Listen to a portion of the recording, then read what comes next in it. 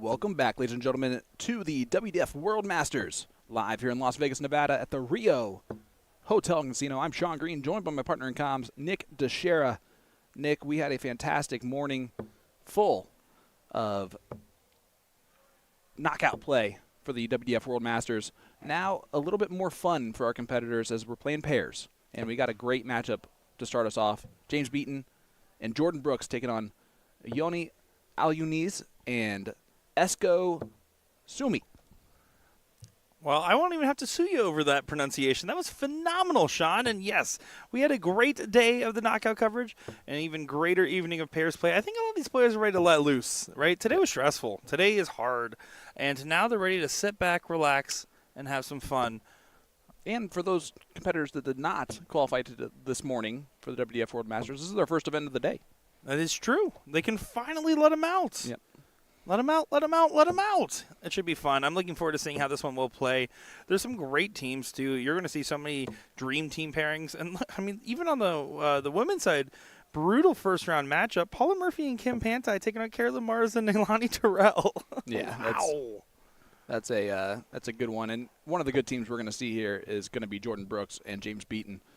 James, a couple years ago at Las Vegas Open, him and his partner won the cricket doubles and found out that he learned from the great Tony Martin how to play cricket back home. So looking forward to how he does tomorrow for Cricket Day.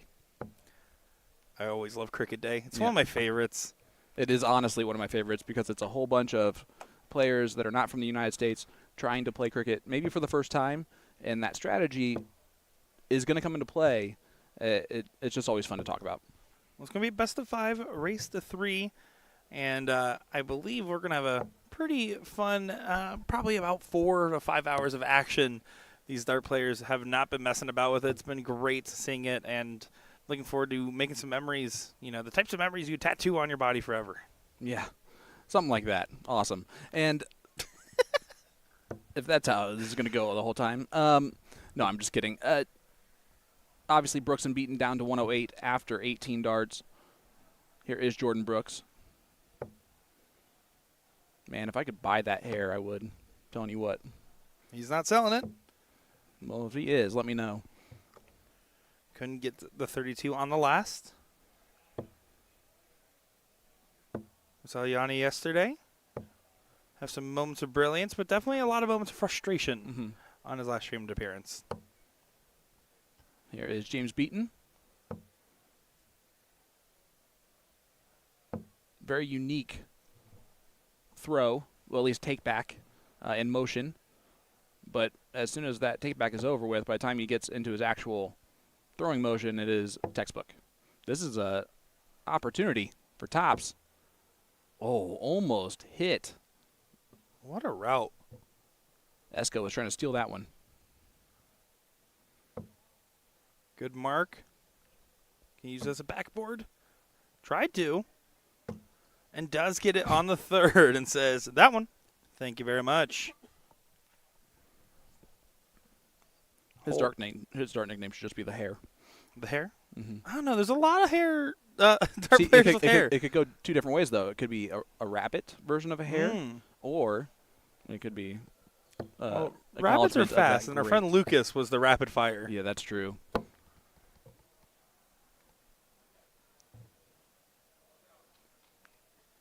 Lucas, blink and you'll miss it, Fraser.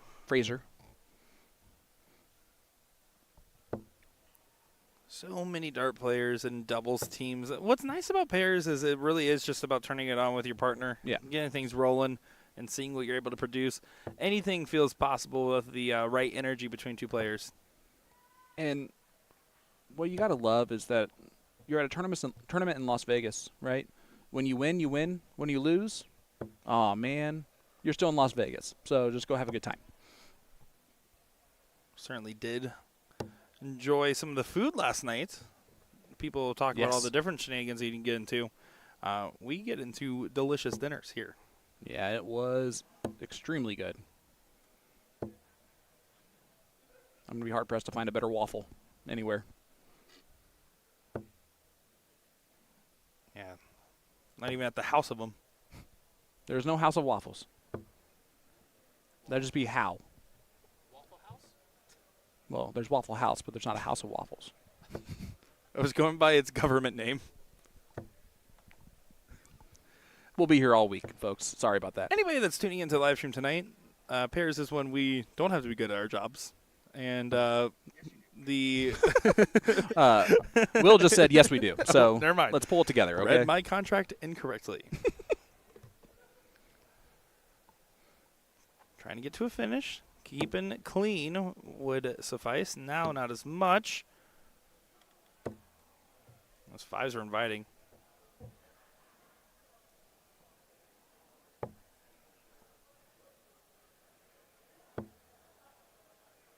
It is interesting, though, right, to see all of the different pair teams. Who are they going to pair up with? Obviously, if you're coming here with your fellow countrymen, that's going to be a great pairing, like we're seeing here from both of these teams. But you're going to get some mix-up teams, too, that you wouldn't normally see very often. Danny Jansen playing with Robbie Phillips, for one.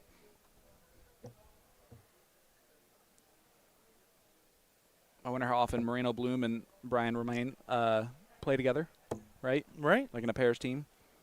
Well, it's also, I mean, we talk about it with, the World Cup and some of these different doubles competitions you see internationally. When it does happen, it's always exciting. This is on.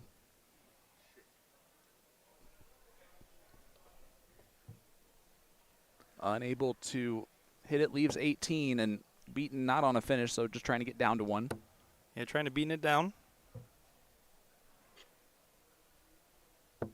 Doesn't find... oh, no, last one looks like it did sneak in to the treble. Finds 99. 18 left. And Somi slams it. Esco with leg on the board, and it's 1-1. First to three. Plenty of time and holds a throw across the board. You can see the side profile of both players. It looks like he gets just a little bit stuck when he gets back there, right? Like maybe he is a little bit tense with the grip. Can sometimes do that to you. And again, here is the unique action. But again, by the time he gets back to his eye line, it's a down pointing normal dart. It's almost like Michael Van Guren-esque as far as like the way the point lies when he releases it towards the board. Yeah, I always have struggled replicating dart throws. I've always tried.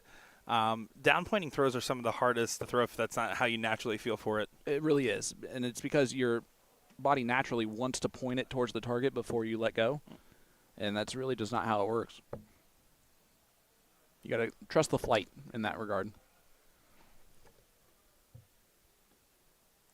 The only thing I trust is that these dart players will continue to perform for us as they have been all day long. Yesterday they were as well. I'm going to wager tomorrow will be another great day of action. Oh, I can't wait for tomorrow. Again, we've mentioned already, Cricket Day is one of our favorites. We'll also be joined by Gordon Dixon. Good stuff. It is going to be good stuff. Yeah, he comes in tonight. Yep. I now have a roommate.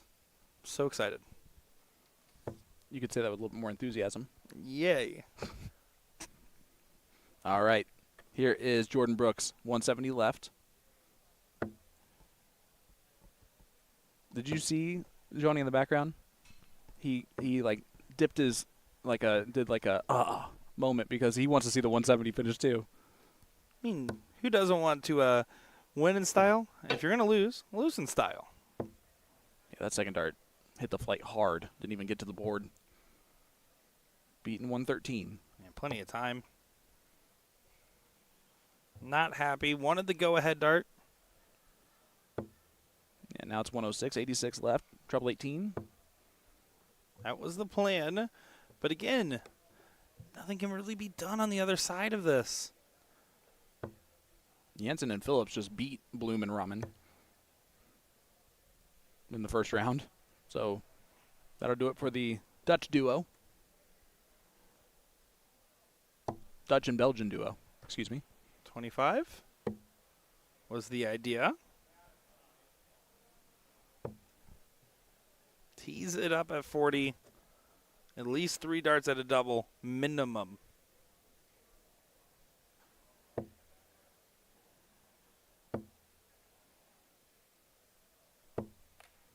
And it will be 6 darts. Yeah, it's tough when that first dart goes in that 5. At least for me, it's hard to adjust. That is not the best first dart. Now it's 32. Just on the inside wire. His partner will be back, though, with 16. Already hit it once. I think everyone's a little frustrated. I mean, you see Bean and Brooks kind of just laughing around with each other. Well, they can do that because they're down to 16 with their opponents on 191. Yeah, and I also think they're just kind of laughing at themselves a little bit. I feel like those are never good feelings when you're laughing at yourself, like coming back, because that means you're just trying not to cry. I think you're projecting, Sean. Yes, very much so. Brooks does find it on dart 2, and it's a 2-1 lead now for the English duo.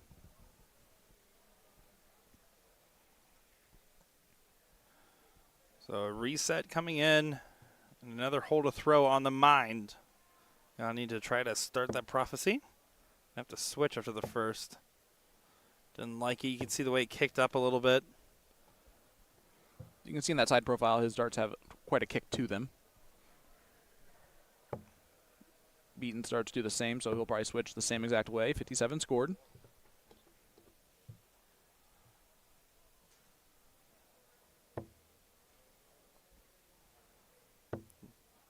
Good correction on the second dart. Was able to stay in the same zip code. Esco's been quietly just going about his business.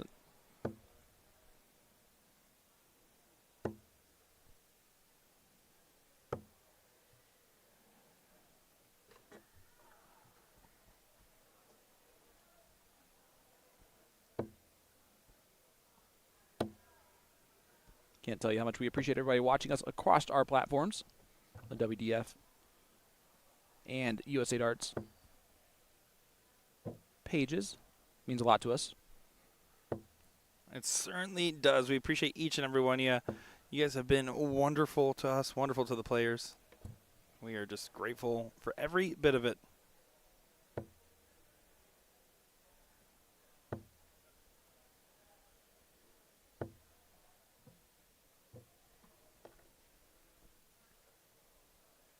A reminder, folks, you can follow along with all of the action for our pairs event tonight and throughout the entire week at tv.dartconnect.com.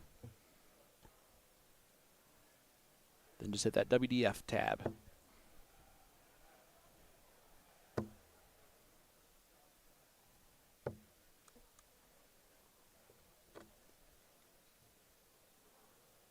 Trying to get to a finish.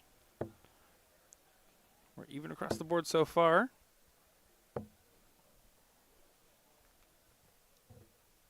Not going to be happy with that visit. And a reminder to everybody watching along, this is tough because you're going from playing a lot of singles and playing a sport in which you play singles for the most part, and now you're throwing once every 4 turns instead of once every 2. It's much harder to gather that rhythm. Well, it's one of the incontrovertible truths of pairs play.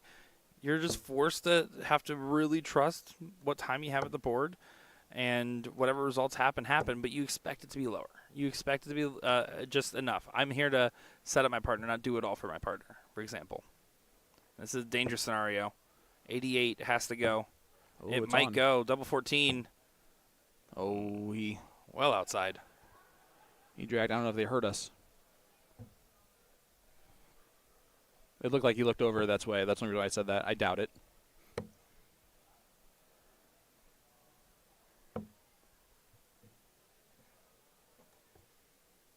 Now we got to clean up on aisle 17. That's a great first start. Double 8 to make it 2-2. Go to last leg decider in what we can call a scrappy affair. Scrappy affair might be ending. 32 is now the requirement. 32 is the deliverance. 3-1. Bean and Brooks will go ahead and take that one, and very disappointed on the other side of the line, aren't they? Yeah. At the same time, though, you're in Las Vegas playing with your fellow countrymen and having a great time, and so they'll just go off and do the other Vegas things they have planned for the rest of the day. And for us, we are going to take a step away real quick, but we'll be right back with more action from Las Vegas to Bet. Nevada. Don't right after you this. dare get choked up over that one, Sean. We got some good stuff coming.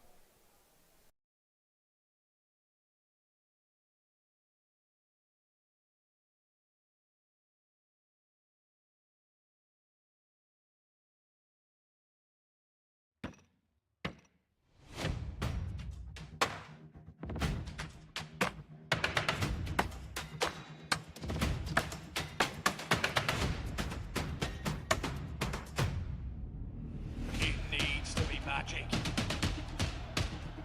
It needs to be magic. It is magic.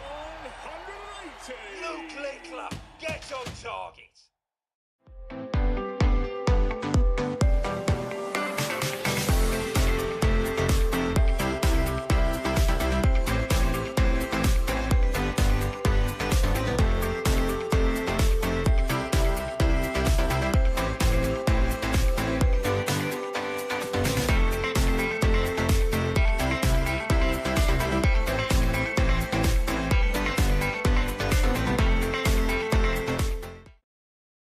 Let me tell you about A to Z Darts. We're a specialty dart store with over 10,000 different products. We create in-depth videos and blogs to help improve your game and showcase our products. We give helpful advice on how to practice darts, the fundamentals of form and mechanics, and how to make better decisions when purchasing your darting equipment. Whether you're brand new or a seasoned player, we try to provide fun and informative content. I'm Jen, the creative director for A to Z Darts. I've been playing for over 10 years, and I've traveled the world competing in and promoting the sport. This is Will. He runs our live streaming company, USA Darts, and travels the globe as well to broadcast major darting events and interview PDC players alike. You'll find over 2,000 different sets of darts on our website. Guessing right now you're pretty interested in our resources? Learn about form, throwing mechanics, practice routines, scoring and grouping, checkout methods, cricket strategy, and much more. Visit a-zdarts.com to take advantage of our blog or follow us on social media at AZDarts today.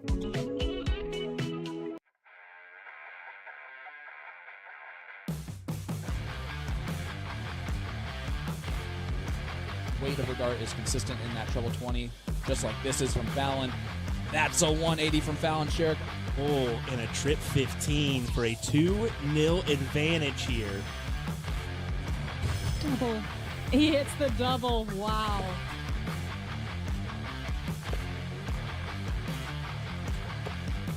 Set up as well, and that's exactly what he does. Look at here. 2 triples on the 16s. How about all three of them? Asia Callie right in the triple 20. Is she going to bust out the 180? She is 180 for Callie West. Bullseye. Come on, it's the double! Ricky Ticky, 8.1.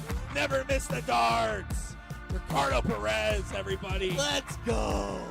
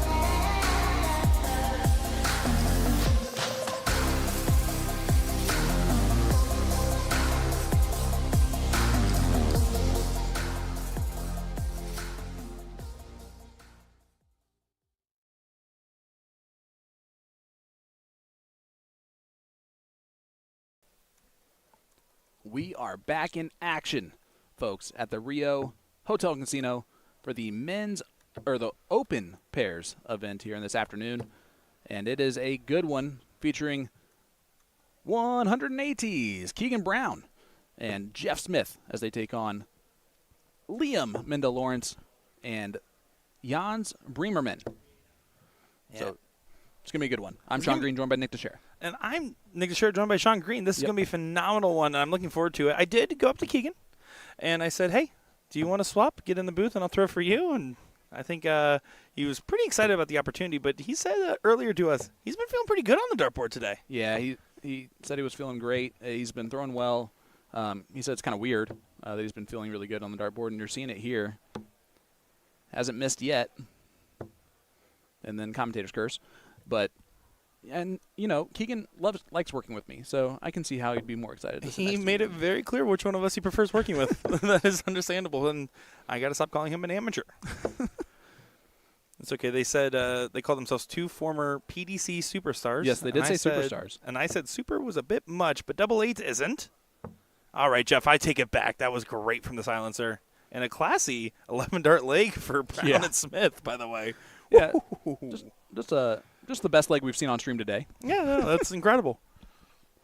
And I don't mean in the pairs event. In general. Yeah. The next closest, I don't think we've gotten to 12. We've gotten to 13. Mm-hmm. Which is kind of wild, honestly. Especially with the 90 averages we've been seeing. And Keegan's right back in that treble 20. I can honestly say that Jeff Smith's having more fun with Keegan as a partner than he would with you. Well, that's a given. Keegan is an absolute riot. Say what you will about him. I think he's a great guy. If you've met Keegan, you're not going to say a bad thing about Keegan. Here is Jan's great 135.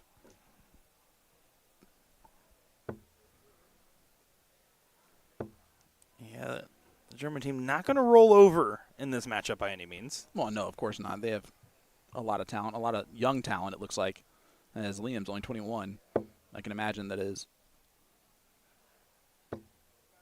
partner is probably not much older than that. In comparison, Keegan's 98. Wow. That one was said by Sean Green.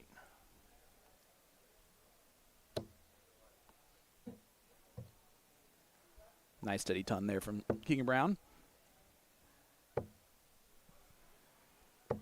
Is it an interesting statement that Jan's going first in this duo? No, I don't think it means anything. I think pairs is a completely different realm. I think that any of these players are more than capable. And if they're having someone start, that maybe it was just who was warming up better. It could be as simple as that. It could be as simple as I feel comfortable going in the B position. Whatever it is, it only means something if you're swapping round after round. That's when it starts to mean something. And here we go. And there it does not go. Opportunity for Keegan to get a 2-0 lead. That's it. Another one of those. Leads tops. He's been great already. And they needed to take that out in 15 darts after the 11-darter to keep clean on the scorecard because you expect Bremerman to take this out. Yeah, a little bit of a reset, trying to keep the composure, knowing the importance of the moment. And does grab it, and you can see the emotion on it. That's how you know he's a younger player, right? The fire that just tends to burn a little bit there. And you're also playing against two former PDC superstars, as they would say, and Keegan Brown and Jeff Smith. I think it actually would surprise you which one of those two actually said that out loud. Yeah. The PDC superstar comment. Great 95 there from Minda-Lawrence.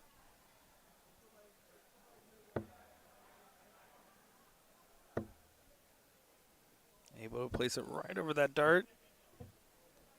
Solid scoring continuing from Mr. Smith. Yeah, they're only averaging 105 as a pairs duo. Yeah. That's better than, to put that in perspective, that's better than Littler and Humphreys in the final of the World Cup. I can't even tell the difference. Good shot there from Littler. All right. That one actually got me to laugh audibly on the stream. Good, congratulations. Ridiculous. They're going to listen back to this and be like, I'm never talking to them ever again. Set up here for Jeff Smith. Stay true. Does keep it clean. Leaves the 160. Setting up for a 15 dart hold is the plan. Another treble goes in. They might be feeling the pressure there. Not anymore. Keegan now just going to tee it up as best he can. I was going to say, that's not a happy position. Good last. What an adjustment it is. He has always been comfortable moving along the oche. Clearly, no struggles on that switch. Or that move, I should say.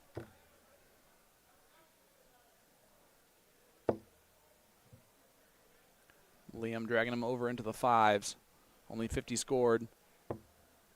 Tops for Smith to take that 2-1 lead. And he doesn't hit it, and this is an opportunity now for Bremerman. Fighting a little fishy. Might be on the docket. Double five it is. And it doesn't go. That was not a dart he was happy with leaving his hand. I'm surprised he stayed in rhythm instead of taking that step back there. He took the step back earlier, and it worked. Going right at it. Great marker. And that's going to be a worst-case scenario. Yeah, this is, and for many different reasons. They're averaging still 94, and they might be down 2-1. And that sunk well inside. Got time to correct, but you're only going to get one more dart at double. At most. Doesn't happen. Liam bottles it.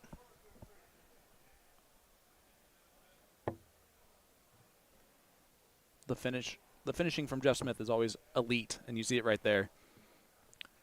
If you're going to leave five, the partner you want to have is Jeff Smith behind you.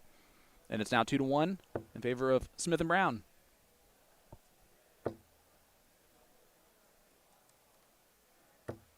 Two of the most common last names in the English language. That is true.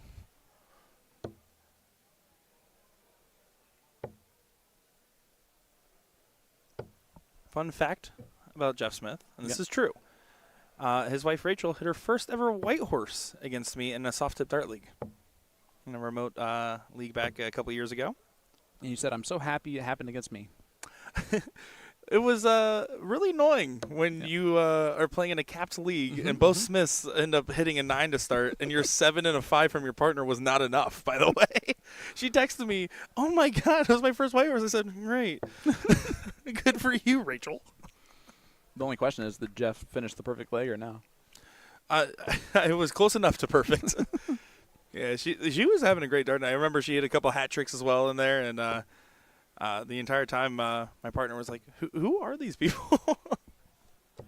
They're just some dart players. Yeah. Well, right now, out in front is the German duo.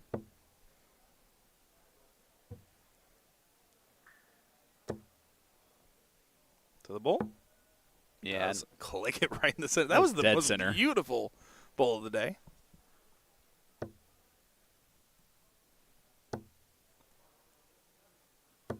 Great 140, though, from Smith to put a lot of pressure on this 145. 145, definitely under the gun. Some of the darts from Liam, when Liam's going, it's incredible, but they do get wild at times. That was just a little unlucky on the last. Ricocheted. 111 for the match. He's going to get a dart. Tops. And when it left his hand, he probably felt it was good. Not much you can say about it, other than please let my partner get a shot. Oh, that was a great dart. Great dart from Jans, but it's not going to be enough. Jeff Smith. Killer on the outside ring. Absolutely brutal on it. But that's not where you want to see him. That's blocked completely. He has to go to the complete right side of that double. Yeah, and he couldn't do it. Don't think Liam expected to be back at the board. Nobody's looking down on this double 20.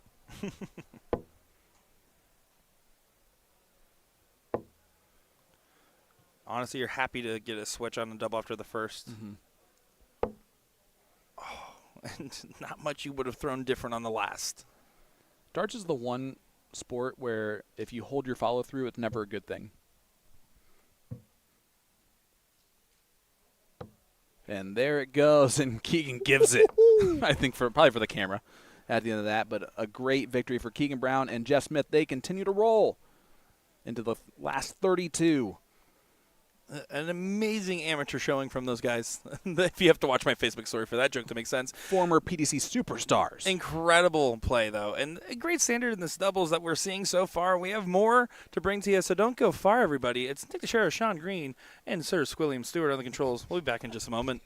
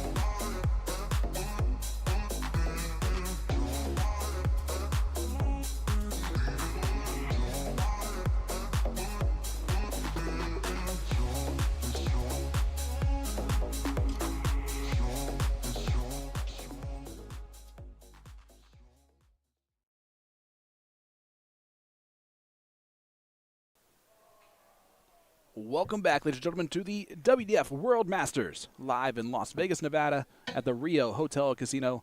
Sean Green, joined by Nick Teixeira, and we have a quarterfinal bout between the world number 2 and Ruby Gray taking on Maya Horton for the World Masters Girls. This should be a great matchup. It certainly is poised to be. We saw some amazing things with Sean, with Ruby Gray. Maya Horton, I'm not as familiar with, and I'm excited to see what her game is going to provide to the stage. This is the last stop before getting in to the finals day, and that's going to be the goal that they both have on mind. Yeah, Maya took down fellow countryman, country lady, and Jada Hammond, 4-1. Ruby also, Northern Irish, Ruth Bell. She beat 4-0 to get to this point. Yeah, we saw Ruby yesterday, and she was by far the most dominant player out of any of the girls that played in pairs, right? Yeah, legitimately out-averaging other teams at times. When you're having a performance like that, you're an absolute threat to be reckoned with. Yeah, 17 years young, and she started playing darts about 3 years ago, she said. So for all of you that have been playing for, 10 years, 20 years, 30 years, 40 years, never gotten to this level, you can just chalk that up as another thing that to be angry about. Well, Maya Horton's bang on her average for the day in the knockout stage. She's been sitting at a 50 even so far. Ruby Gray leading the pack at a 70.73. The same gear we saw her in yesterday was right around a 71. This all tracks. Yep. Not going to hit the 170, but it's not out of her wheelhouse. That is for sure.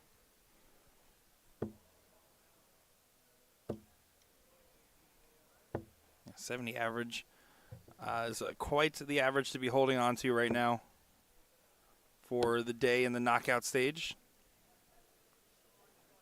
75 scored. Hits the single 15 to leave tops. The 143 opportunity for Maya does not go.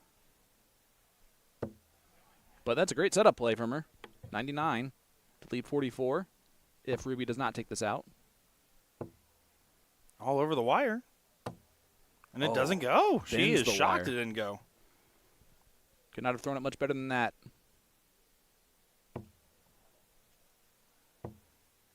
Maya's only getting one dart at it. Doesn't hit it.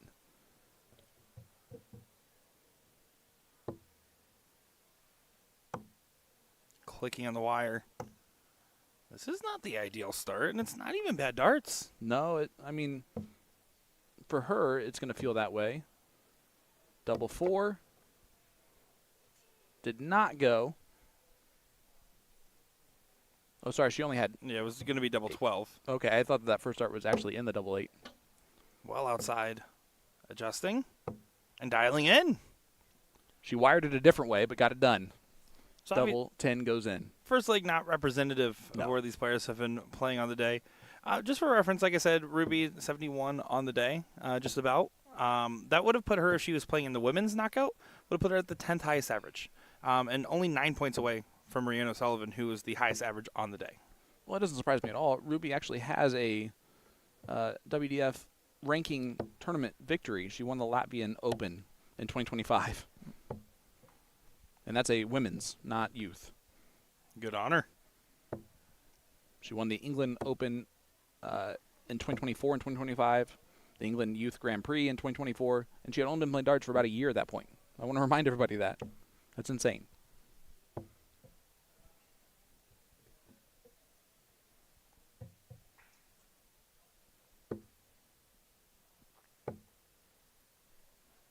Well, let's not discount Maya Horton, who had opportunities in leg number 1. Absolutely, she did. She threw very well.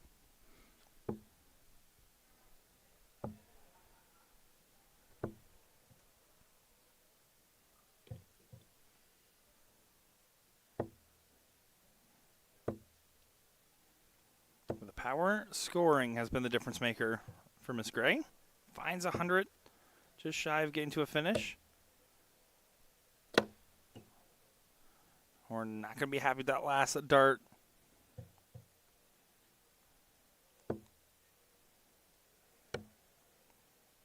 Finding some coverage, but not a lot. The throw has well been taken away. We're going to be popping some corks today. No, she did not need to go that route, so she didn't. It's still so fun. Because I still like going that route at 132 because you can go for the double-double on the setup instead. But it's fine. Wasn't for the fans, Miss Gray.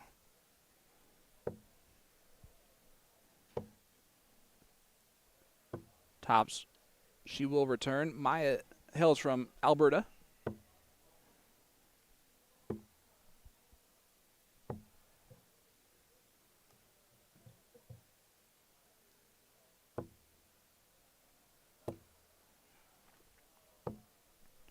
Currently also going on Selena Glasser and Amber O'Toole to try to see who gets into the semifinal.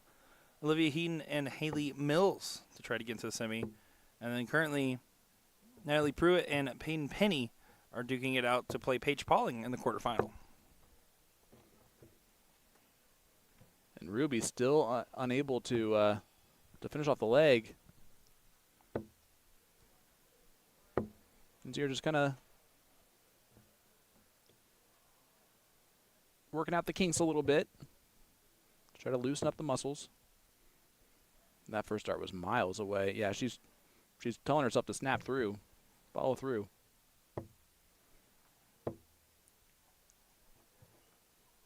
Update, Natalie Pruitt does go ahead and best. 38. For a huge 117 checkout. Oh, that would have been massive. Split there from Ruby. And still unable to get the job done. She's not throwing bad darts either. See if Maya can take advantage here. Needs a 3. Oh, no. Yeah, right now Ruby's getting away with some missed doubles. And I know that was for a break. Maya was not in control of her own leg. But just for the standard of what she's holding herself at, I mean, look at the body language. Mm-hmm. Well, you know how it feels to struggle with your throw from time to time. I very well do, Sean. I mean, I just mean that in general. Like, if it feels like you're just, you know how to throw the dart and follow through, it's just, why aren't you doing it? And I think she's just trying to work through that little kink real quick.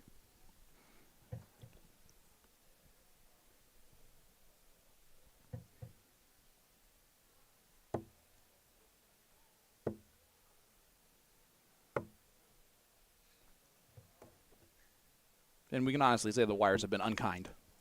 They certainly have been unkind. And again, they've never been a fan of mine either.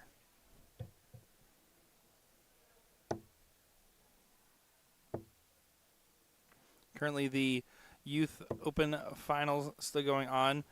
Have a handful left still in the top 32. Almost all the top 16, though, underway. Again, they'll play through the quarterfinals.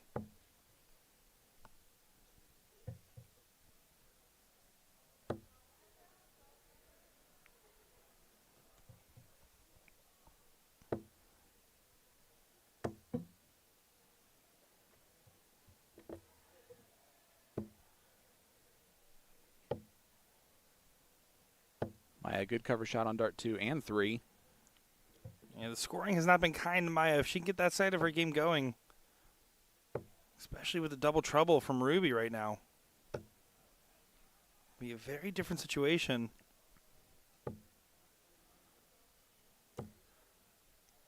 But one thing you're noticing about Ruby, right? If you had to take a look at this, you can see the visceral reactions. Even though she's 2-0 up and on a good spot to potentially get the match point here and beautiful darts like that, you can tell she's always just playing against herself on the board, right? She is not factoring the opponent factor at all in the sense that she just wants to be dominant at all times. Well, I want to say this in the best possible way. She has to play herself, otherwise she's going to play down to her opponent a lot of times with how well she's throwing compared to the rest of the field, it seems. And so there's going to be a frustration that sets in if she does kind of take a a little step off. And you can see she's just struggling now with the throw more than anything else. Yeah, I'm surprised she didn't walk off the line after she kind of reset her throw. Maya also showing the signs of frustration. Mm-hmm. This is for a 3-0 lead. Hits the double 7, textbook 20 checkout. At least it is for me. Now she is at match point. And Maya's been right there this whole time. Honestly,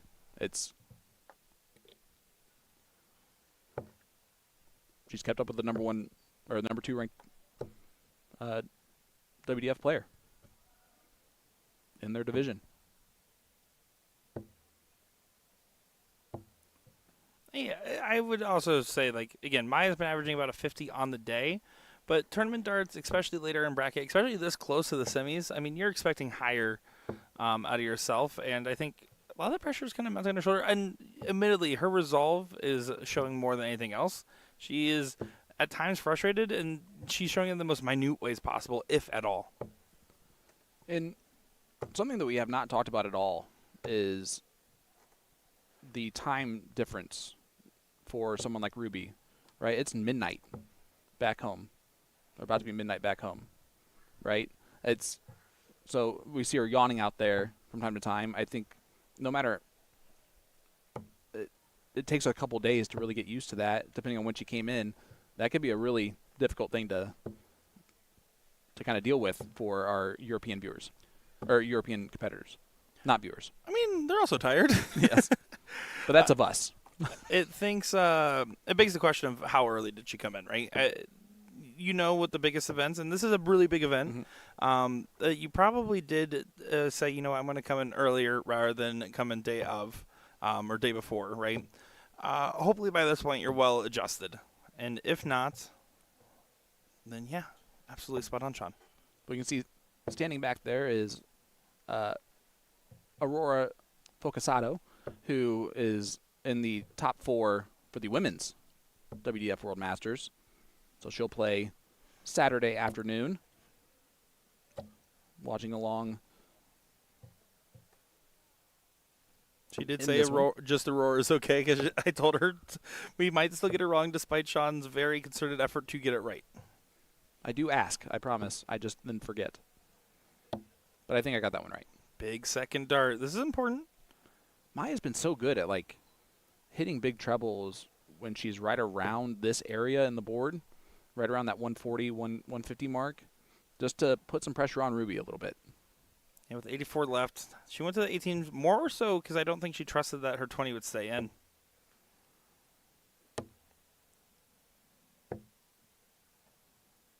Frustrations continue, and Maya, this is her best chance at a leg she's had. First, I should say, without Ruby missing doubles. I think everyone watching along knew what you meant. 9 scored. 64 left, so 14 for Bull. Oh, goes double. 36 left. Mm-hmm. It's not a bad miss. No, not at all. What?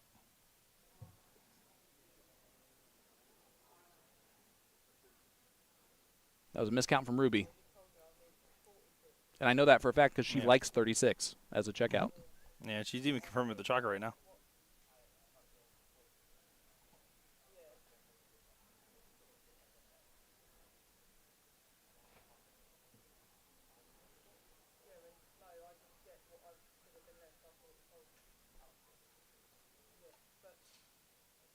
I think that she might have asked the chalker what she had remaining. Oh, was there a missed score on the previous visit?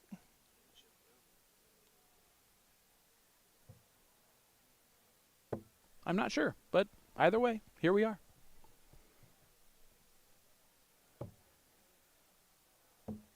And the 32, did it go?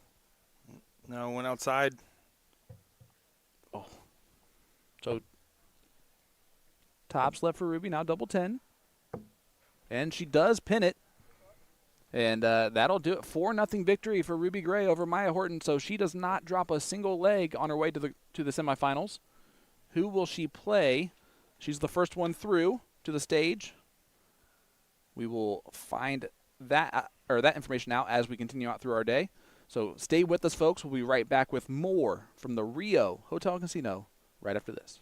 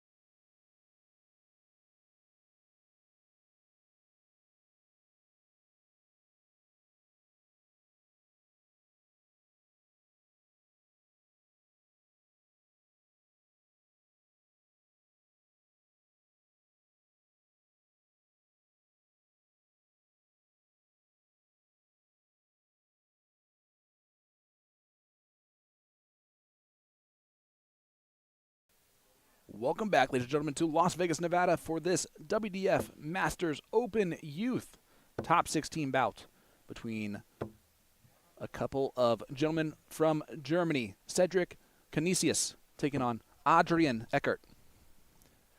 That was some great pronunciation, Sean Green. I'm Nick Teixeira, and we are excited to be seeing the Youth Open. Just saw an interesting matchup over on the girls' side. And I know these guys were raring to go over here. Got their chalker ready, and they were not wasting any time once it got going. No, the winner of this moves on to the quarterfinals to play Luke Dooley from Ireland. The other quarterfinalists are Benjamin Dolfer and Tyler O'Connor. Moritz Gatringer and Connor Olson are playing right now. And then Eric Peterit is waiting on the winner of Leo Jameson and Adriano Rajic. Cedric's not being very nice so far. Getting down to a finish after 9. Trying to get this done in style. Maybe. Maybe. You got to do it. Oh. I love the attempt at it. That was quite the start here, Sean. Hey, listen. It would have been our highest checkout of the entirety of the event on our main streaming board. 5 for double 10. Makes sense with the Littler flights. It does track. Yep. It's amazing how he single-handedly has kind of brought a different idea to the whole way you go about your business on a dartboard. Penguin Little. Eckart's nickname. I love that.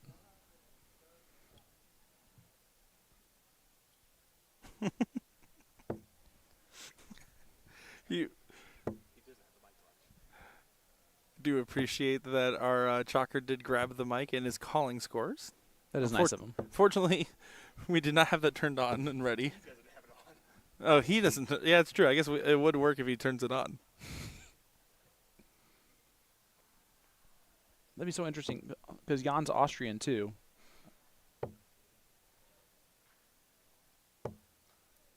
We also were waiting for him to get to the board more than anyone else, so.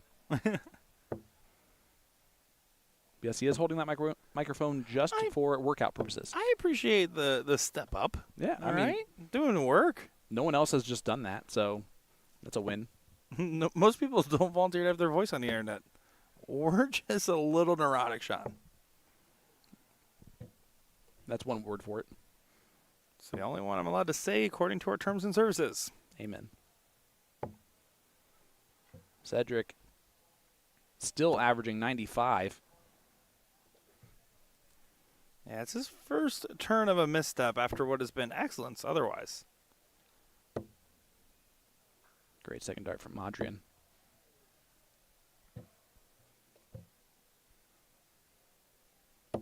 But Cedric's got to still feel like the favorite.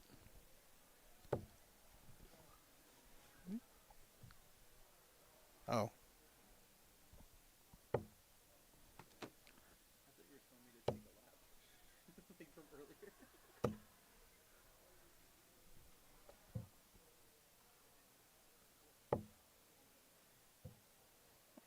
He's not as interested in the 157 as he was in the 167.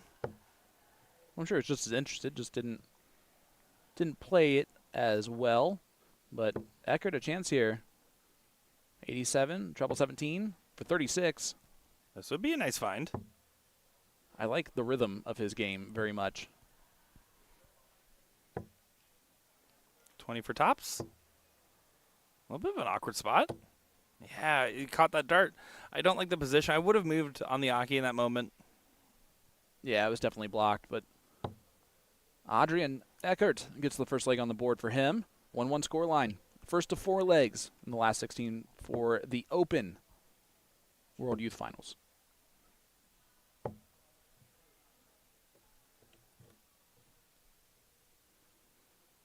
Do love watching all these different youth players and how well they get along with one another and support one another.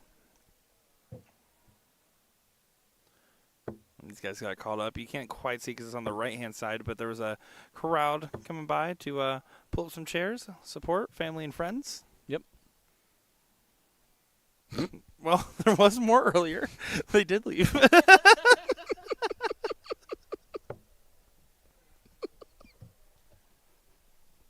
Sorry, the juxtaposition of you saying how many people were there, and then we looked and it was 2.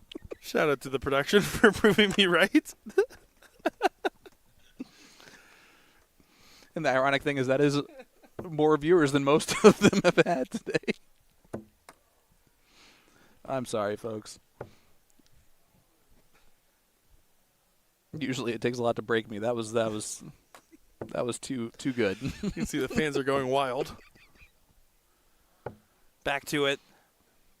Slow down on the setup phase. An opportunity for Eckhart to go ahead and take advantage and take away the throw.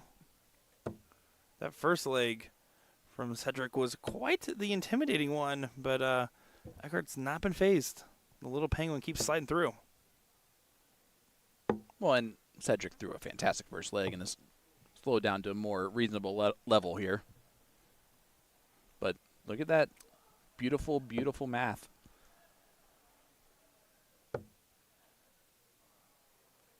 It's incredible management, followed by a solid shot. Both these gentlemen want the results. They want to move on. They're this win and one more away from getting to that finals and semifinals day on the big stage.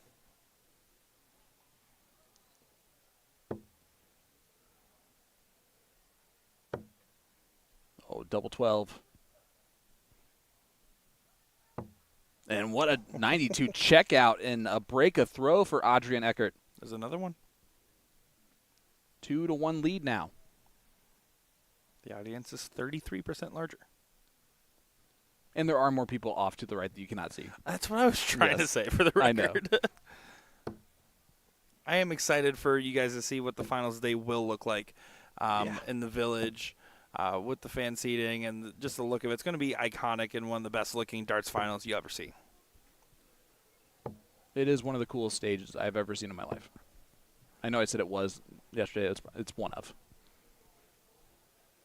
Wow. Just downgrading it. Well, I mean, you made it such a big deal that it's the greatest stage I've ever seen in my life. So I downgrade it. Nice 140 there from Eckert, who is starting to really pick it up. Well, that's because I do love the lakeside stage. Iconic. And there's nothing better than a Richard Ashdown lakeside. Or a Richard Ashdown double 3. Amen.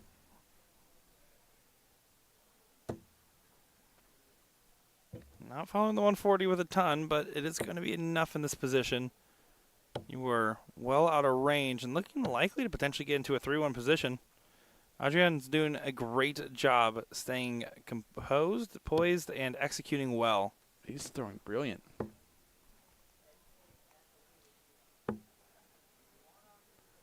Another beautiful job managing that board. Takes it down to a 2-dart finish.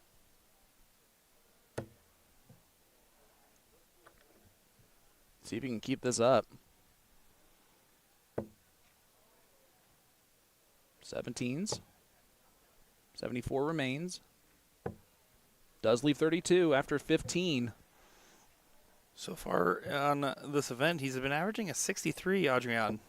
So to pick it up this significantly, massive. Cedric, 68, so he's also playing above that same means. Which you honestly love to see, right? They know they're on the streaming board now. That it's the last 16 of the Masters Open Youth, and they're bringing their best up now. And a great, great hold a throw for Adrian Eckert. Takes a 3-1 lead. Yeah, it's a brilliant positioning. Cedric's early first leg was so dominant and so clean. He almost hit the 167 for a 12. And now has let 3 go the other direction. Another 2 treble turn.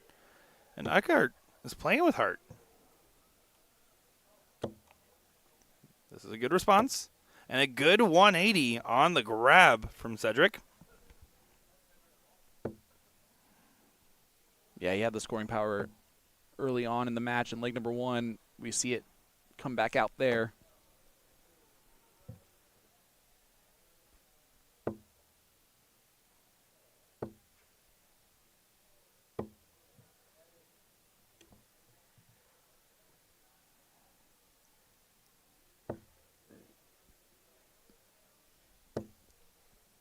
This will definitely be one of the best runs for Adrian in his young career, if he does make it to the quarterfinals. He still has a much improved version of Canisius in his way.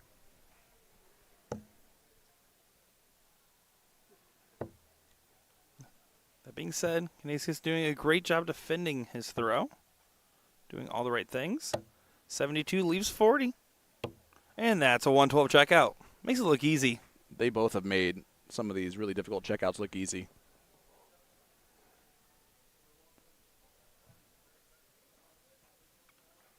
But this is the opportunity. Eckert did the earlier work to have advantage on match point with his throw. Canisius, if he can get 2 off the spin, would get it done after reeling 3 the other direction. Back in 2025, Canisius made the quarterfinals of the World Open, losing to someone named Mitchell Laurie, 4-0.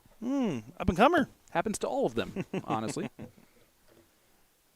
The number 1 ranked WDF men's and Open youth player, and Mitchell Laurie. Quite the feat there.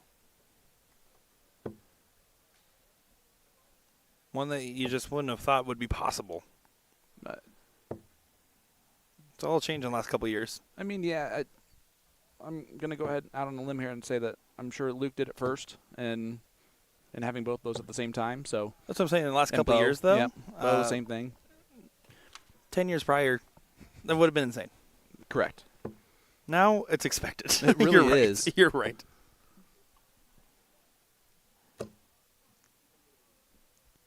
And what a testament that is to all of the youth programs.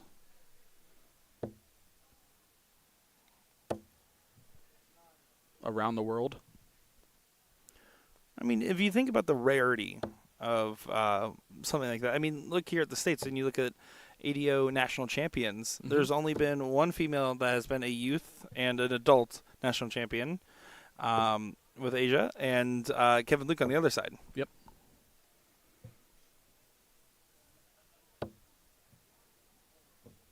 That's across every other champion that's ever held the title.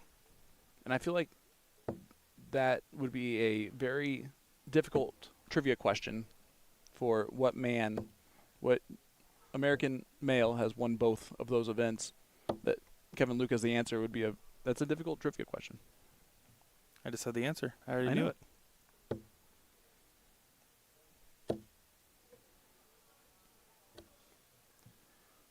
Frustrations on the 24. Well, this would be massive. Not going to go. But the frustration is the fact that he knows that he is 1 leg away from defeat, and Eckert is going to be in a much better position at the finish. But he had a look at a 167. Not going to get the look at the 152. And another troublous visit. It's going to eat at your mind if you even get a chance to think about it.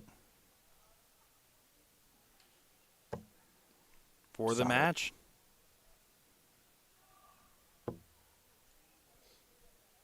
No. Did not go there. The crowd is on the edge of their seat.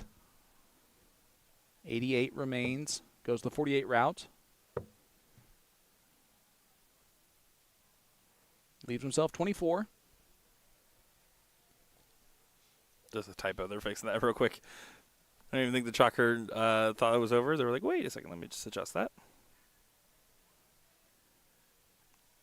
There is the adjustment. 24 left, 83 scored. But this for the match. Now double 10. Oh, and he hits the wrong double. reprieve for Canisius. Couple mismatched darts and an opportunity. Canisius needs it. Inside. Eyebrow raise and a reset. And does give a little guan with it. As he should. It is now 3-3. We're going to a last leg decider, and Canisius has the darts. What a turnaround. To have 3 in a row taken off you and then to try to do it right back.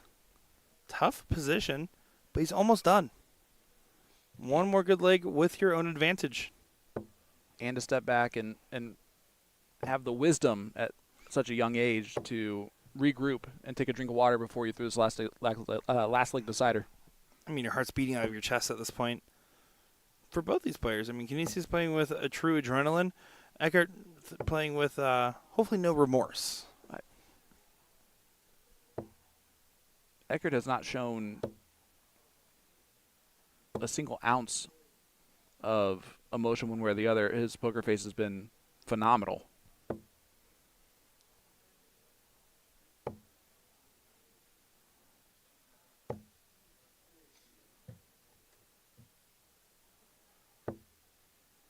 This is all looking up. Cedric doing so well.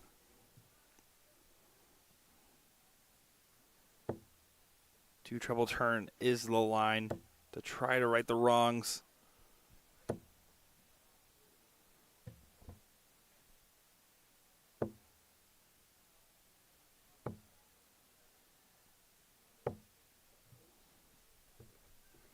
Good cover shot there from Cedric. 80 scored, putting him down at 142, so first to a finish. Unfortunately, just the trebles being avoidant at the moment. 6 darts for 142. Smart dart to get rid of the 2 first. That was also the 17 idea as well, if it is the intended target. I know.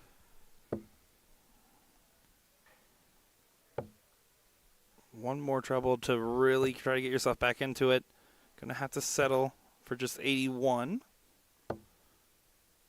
Good Tops, guide. Tops it is. And he hits tops. Canisius wins it in style with an 18-dart tops finish and a 4-3 victory over his fellow countrymen. Wow. Heartbreaker there, Freckert. You have to feel for him. He did everything right to reel in from the early onslaught and then just missed, 3 match darts, and all of a sudden it's a different story. Well, I mean, he shot 8 points above his average for the day going into this. Canisius did the same thing. It's really cool to see those guys really raise their game, and Eckert should be very proud of the way he actually played in that match. But that has been just a small snippet of the action we're going to see throughout the rest of this afternoon. So don't go anywhere, folks. We'll be right back with more from the World Masters right after this.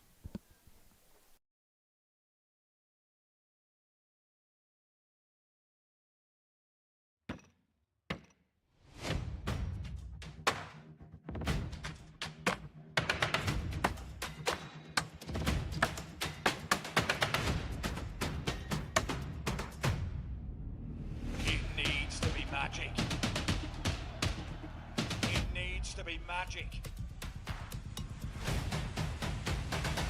It is magic. 180. Luke Lickler gets on target.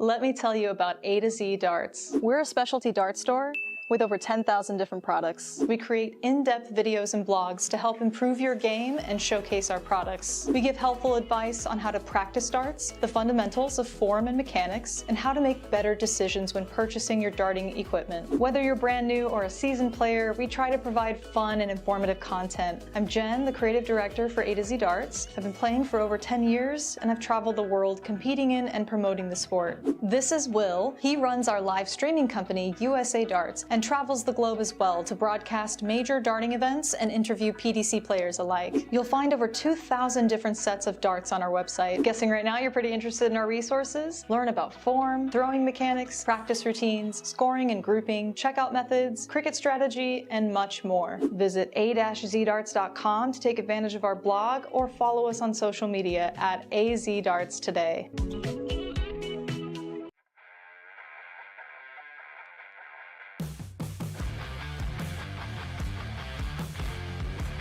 Weight of her dart is consistent in that treble 20, just like this is from Fallon. That's a 180 from Fallon Sherrick. Oh, in a trip 15 for a 2-0 advantage here. Double. He hits the double. Wow.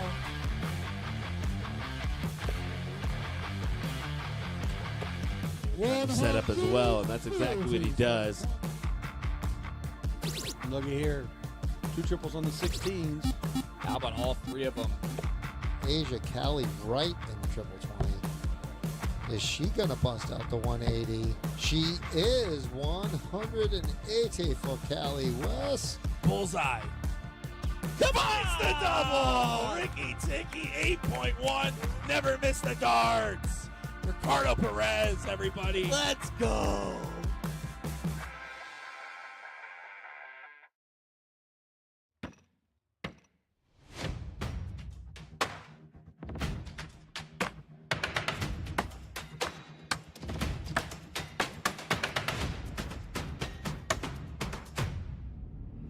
It needs to be magic. It needs to be magic. It is magic. 180. Luke Linkler, get on target.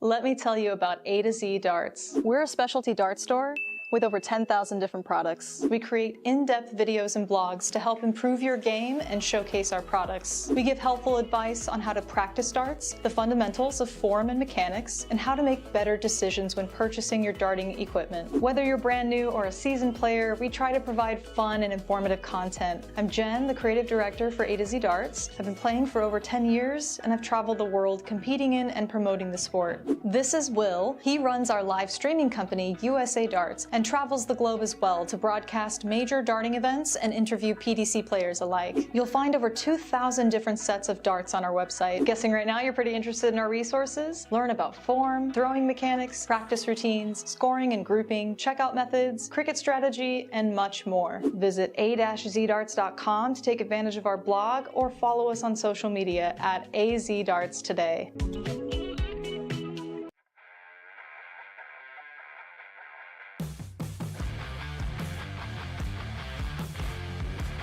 Weight of her dart is consistent in that treble 20, just like this is from Fallon.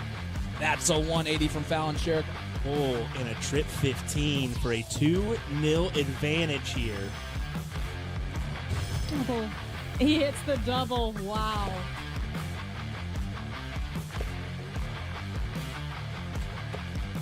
Set up as well, and that's exactly what he does. Looky here. 2 triples on the 16s. How about all 3 of them? Asia Callie right in the triple 20. Is she going to bust out the 180? She is 180 for Callie West. Bullseye. Come on, it's the double! Ricky Ticky, 8.1. Never miss the darts. Ricardo Perez, everybody. Let's go.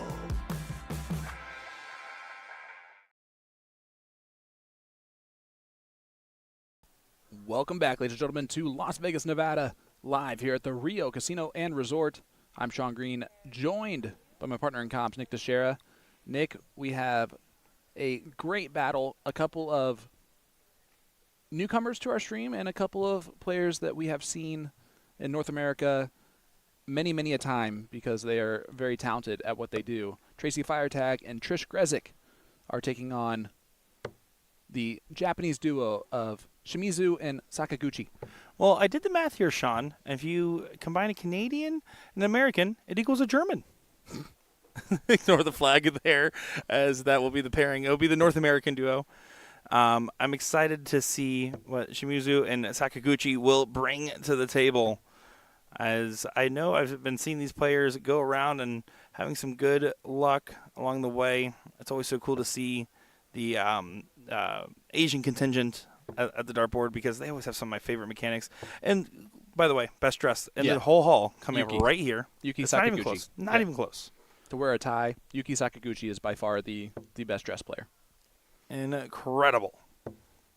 With a tie clip, I mean, just chef's kiss.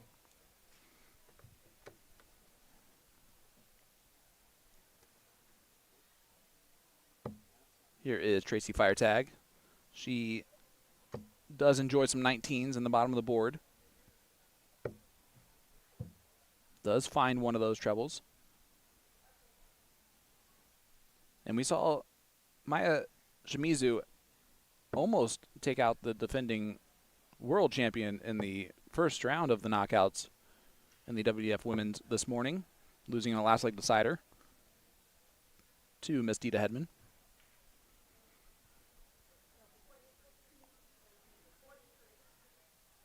It's never good when Trish is actually the one yelling out the math. Just kidding. Trish is actually going to be doing some scoring for us on the stage this weekend. Yeah, I'm excited for it, as she has done quite well with the role. We've seen her have some fun over on the CDC stages, and she's getting pretty good with her calls. She is. She's getting the voice. Yep. She went from, I have no idea, live on a mic, to being very, very solid on everything. And let's play 251.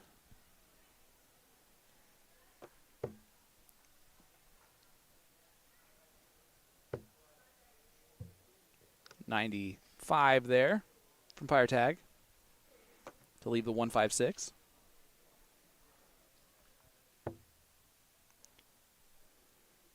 Firetag, tough competitor. We've seen her have some success. You and I talked about her back at the Cleveland Extravaganza. Mm-hmm.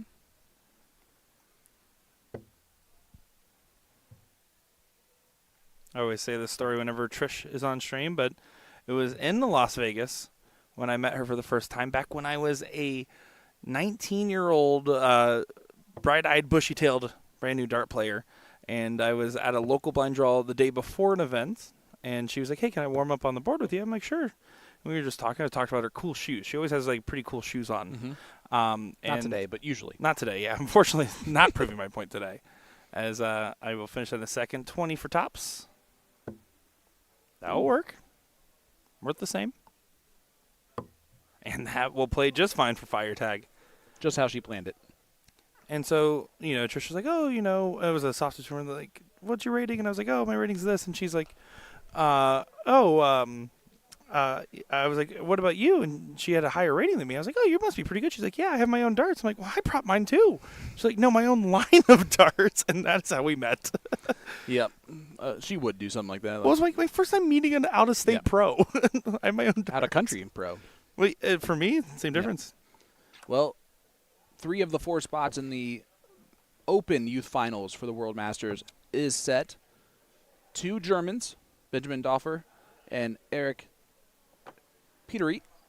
And then American Connor Olson is in the semifinals. So we will see him on Saturday. Oh, look at that. Go on. Go on, Connor. We will see him on Friday evening.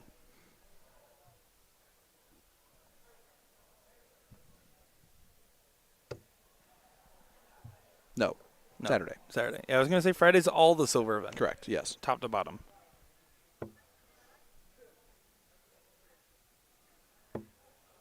You would think that it would be easy for me just to read it, but it's also the Friday is all in silver to let me know that it's a silver event. So I could have just looked at the color. John, it's a pleasure having you in the booth here. You know, first time for everything, and it's a pleasure being next to you, too. It is funny to watch Sean slowly accept that I'm not the one making the errors. It's normally my job. I did pass it off to Sean, and Sean has been amazing. You speak for yourself. I've been decent at best. But thank you. That's really nice of you to say.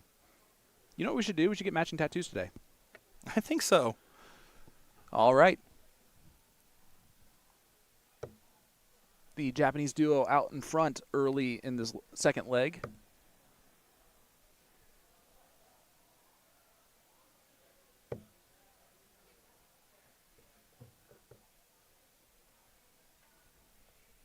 I feel like all professional dart players should start having to dress like Yumi. I'm here for it. You don't have to convince me. I mean, Borky's the trendsetter that's tried. I did not know that a tie would work so well with a dart jersey. You know? I mean, and now I know. Yeah, exactly. Thanks to Yumi.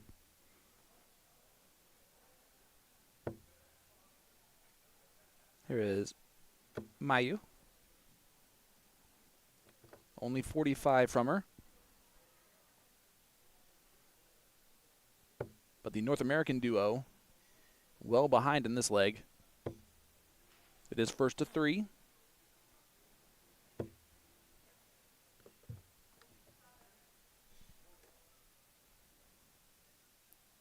Yeah, slow down from the not-so-German contingent. We do have 4 quarterfinalists of this event already set. Callie West and Robin Curry. Steph Clark and Gemma Hayter. Eve Watson and Lorraine Hyde. And then King and Smiley. Nice. At the top of that. So pretty good list. Yeah. The winner of this one will play Hayter and Clark. So not you're basically winning to play one of the best teams England could have to offer.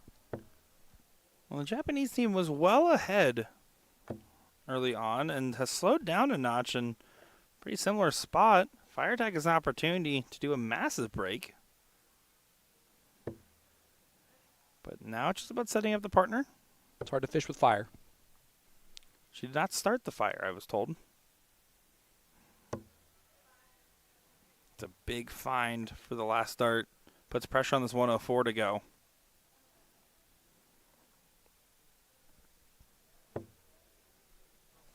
First dart's in. Oh, she misses the big number on dart 2. Does leave 36. Sorry. Correct. 36. 86 left for Grezik. This is what happens when I finally doubt myself. She went with a bullseye route. You have to hit either way. Well, I think, and see, there's your sign, right? She hit a trip 9. You have to hit it either way. I think the safer shot, probably by statistics, is still the 42, but not by much. It's also an opportunity you can afford 1-0 up more than you can 1-0 down. She is walking it closer and closer. That is unlucky to get on the other side of the wire. Fire tag. Check this one out and take a 2-0 lead. And it will have to feel like almost a steal, and now it's not going to happen. Yeah, you can't go on that side of the wire. Well, that first dart, you can't do the first dart.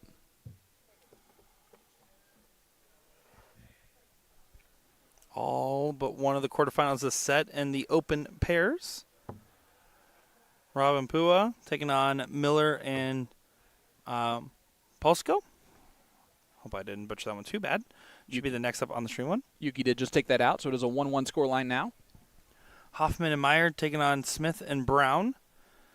Exall and Exall taking on pending opponents. Kron and Bodrick taking on Redigan and Clarkson. I just wanted you to feel better. I figured I'd pronounce names for a bit. Yep. I was close enough. Appreciate that. Better than you think. Better than I, you think?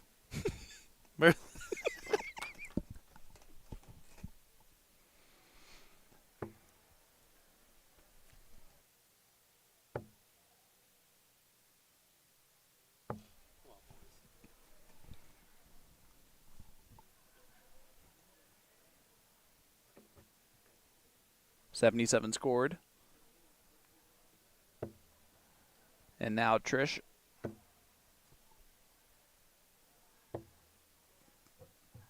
tries to put it over the top of the flights, and you see that all the time where it drags over into the 5 and a little bit higher than you want it to be.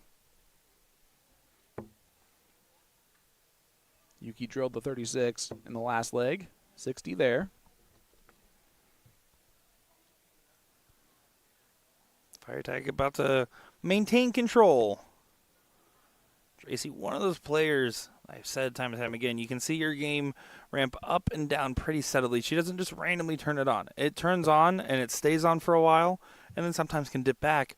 But when she's in gear, she is steady and it's calm and it's hard to play against. It's easy to play against someone sporadic because something just happens and you can't really do anything about it. But when someone's consistently finding a steady gear, it just gets tiring. And it puts a lot of pressure on you as an opponent right away because you know that the floor is so high that you at least have to raise up to that level and then hope that they're at the floor.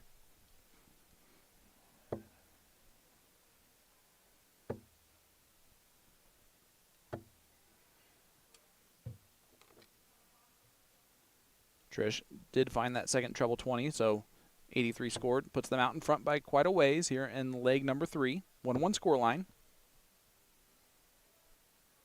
First to 3 legs.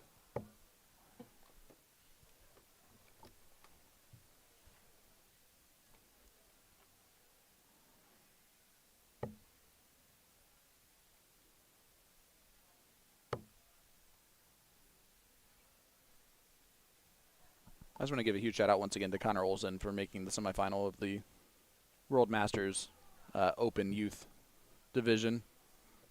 Connor was about half the size that he is now when he first sat down next to me in the commentary booth in Nashville 4 years or so.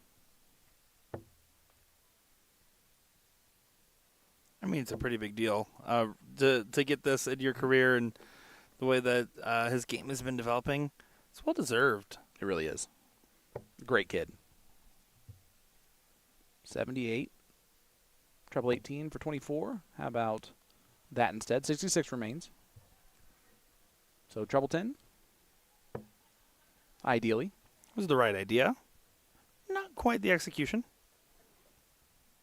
No, it puts Tracy in a little bit more difficult spot as she'll have to split. I think Tracy does well in her splits.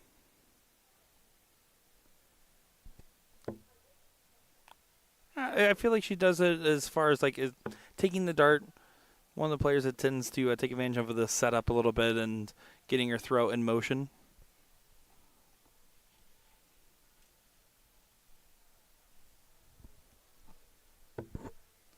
Does find the first dart, so double 8. Tracy proved me right. Double 8. But that's okay because Trish will be right back. The Japanese duo is not on a finish.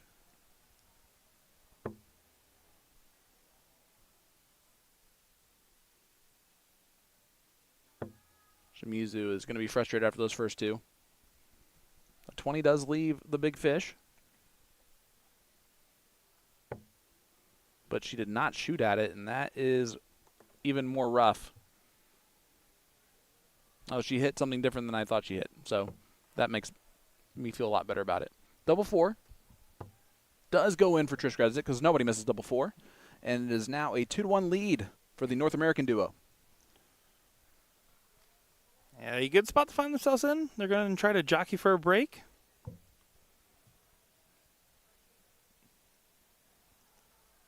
The day continues on for these players.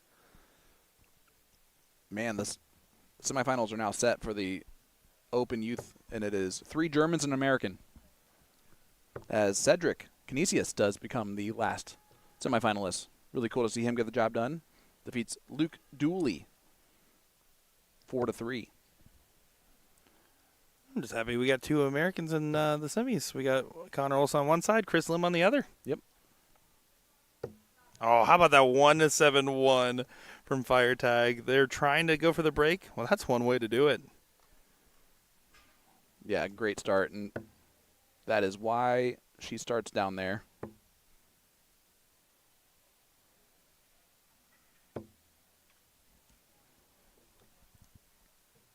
Trish Grezik's main support is standing back there, watching along.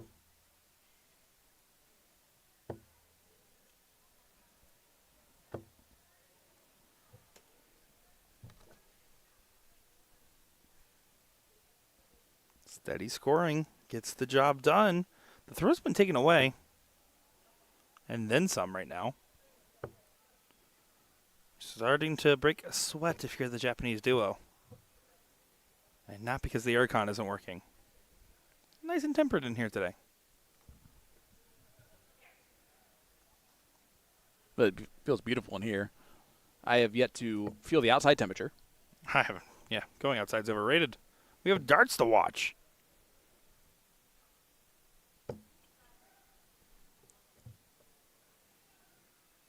Tracy follows the 171 with a 57.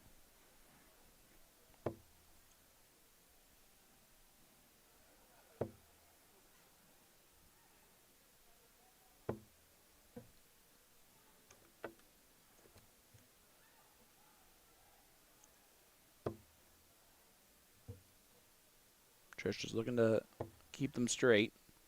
A ton would be nice. 60 is okay. It'll be the first look at a finish. Pressure on the Japanese duo to get to a better finish. You're really looking for ton plus. You want to try to get to a combination check that isn't requiring 2 trebles. Now you're just looking to get to a checkout. Well, she can't do that now. The 5, 1, and 3 is definitely something that I've done before, and it's not a good feeling. The 147.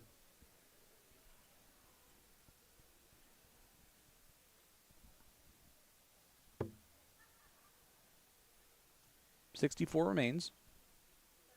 74 remains. Good thing we have CDC caller Trish Grezik. I didn't hear her. Did she say that? Yeah, oh, okay. At the same time. That was me actually in my head doing that one. 87 scored. Does leave 60. To get to the quarterfinals, 60 points away. And at least 3 darts to do so.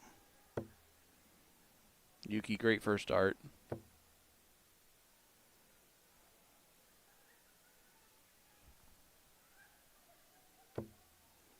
Oh, there you go. You forgot your tie. You can ask Yuki. I did forget my tie. I need to order that. All right. 20 for tops. Oh. And then she also hits the 9 to leave 26. Not exactly what she drafted up. Like a good teammate, though. Tracy's just laughing at her. Tracy has a laugh-it-off mentality when she plays a partner. She's honestly really great in pairs. She's so hard on herself when she's playing solo, but so much calmer when she has someone by her side.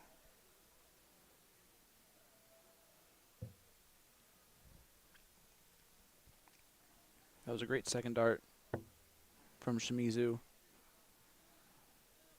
Just to put a little bit of pressure on this 26. For the match to move on. Not the double she wanted, but the double that she has to hit. She certainly would like to. Well, not anymore. Now she has to hit a different double. 18. Double 9. Looking for the green bit. Not going to hit it, so match start's come and gone.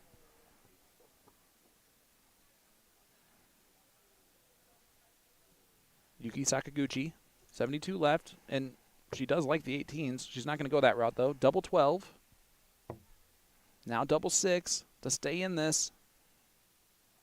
Save some skin. Doesn't get it and busts it on top of it. That's rough. Back to 72 they go. Trish, cleanup duty on aisle 9. This is really residual cleanup from the 26 she left earlier. Great first start. What a way to repent this would be. She's already hit double 4 once.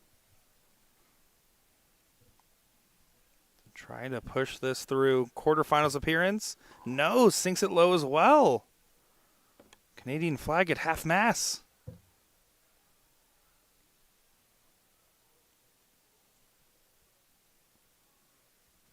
Can Mayu keep them in this? Single 16 would leave you a shot at tops. Resetting yourself. See the pressure. We'll get a dart to go to a last leg decider. Not quite. This is getting nervy, Sean. Yes, it is. And Tracy, you left it, so you got to hit it. Them the rules. We don't make them up. Dims the rules. It's in the WDF bylaws, I'm certain. 1 for double 4 it is. And does it go? You mentioned her good split game. She pays off with it there. 3-1 victory for the North American duo. We have some other great matches coming to you in just a moment's time, everybody. It's been a great day here at the Rio Hotel and Casino for the WDF World Masters. Nick Shera, Sean Green, and Will Stewart. We're bringing America's biggest darts party back to your screens in just a moment's time.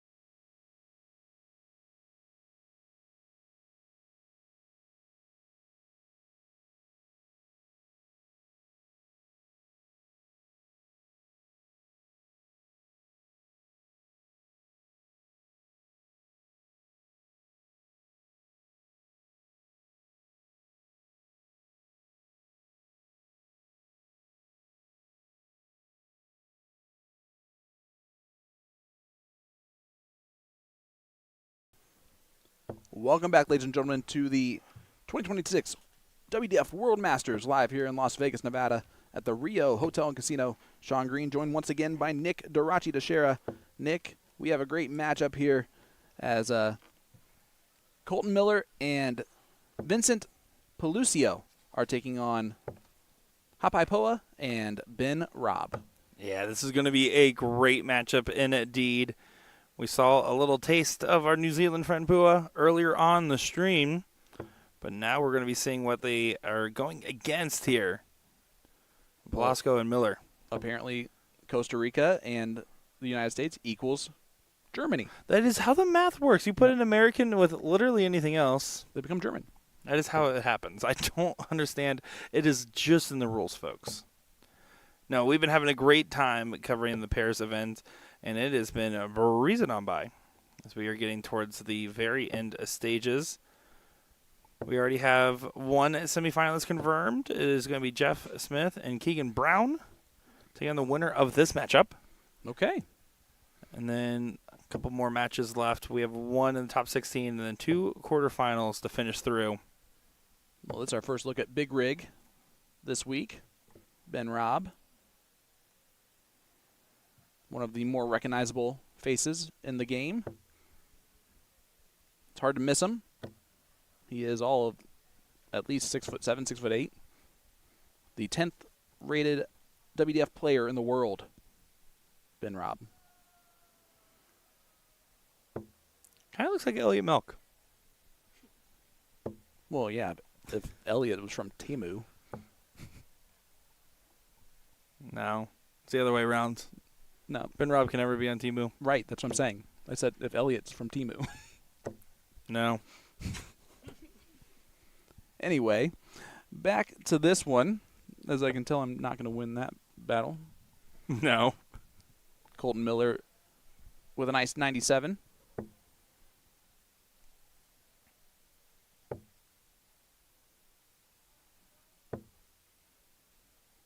Good find on the last start to put pressure, but 126 gets an opportunity first. Shout out to Storm and Norman Madu doing the chalking in this one.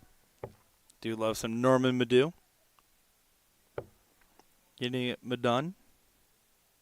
Pelucio not going to take out the finish. Trying to leave it a little bit handier for his partner. And that's if he gets a shot here, because here's hopes.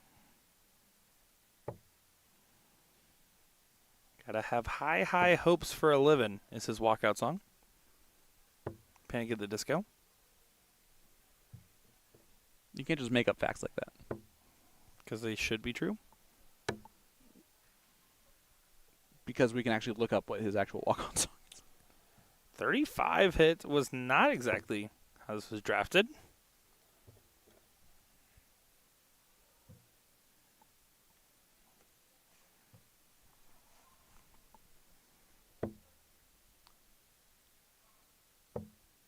His walk-on music is Rob Rua, 35.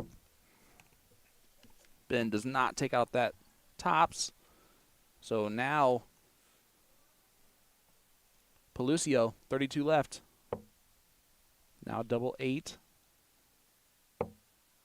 Over to the 4, chasing around the board. Ooh, that one left the hand a little funny. It's better than leaving 4, but yeah, not the way you wanted to do it. I'd agree with both of those statements. Double 10 now for Hopes. And he does find it. Leg number 1 goes to the New Zealanders. All quarterfinals underway in the women's pairs. We'll probably see a semi and a final from there, depending on timing. Same thing over on this side.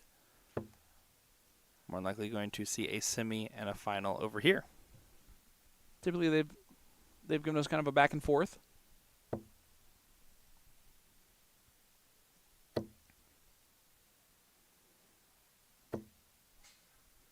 Only 95 there from Pua.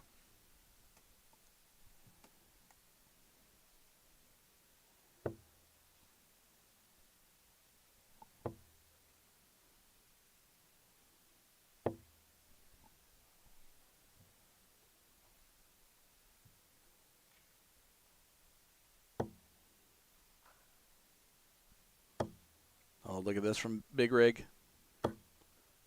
That's a 180 from Ben Robb. Trying to put immediate pressure to break the throw.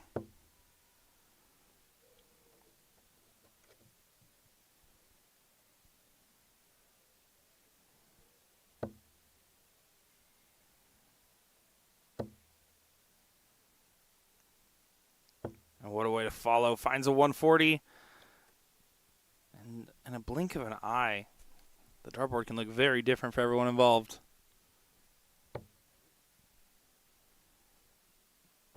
This is getting out of hand. It's getting out of sorts.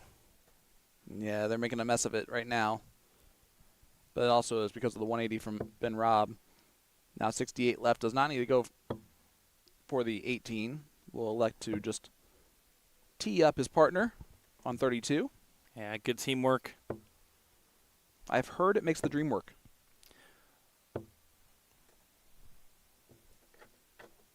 I nodded. I don't know why I chose not to speak out loud there. 32 is the shot. No, definitely nonverbal communication is what we should do.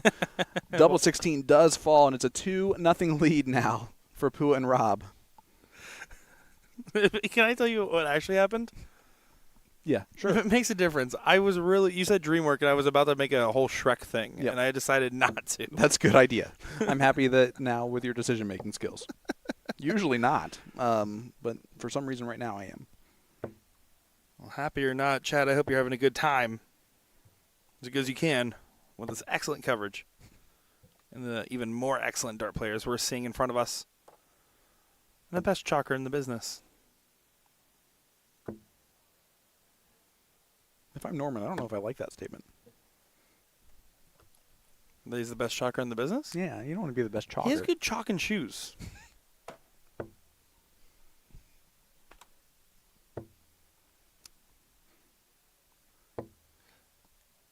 Haters hate to admit it. Haters do hate to admit it. As here is Pua. We're trying to zoom in on Norman. Norman's shoes. It's never a good sign when Will starts to feed into what we're doing. That's when we have lost all hope. Oh, we already got our producer earlier when I talked about the massive crowd on the side. That got me more. Oh, that was so funny. Look at this from Ben. Another 180 inbounds. Nope, but he'll take the 140.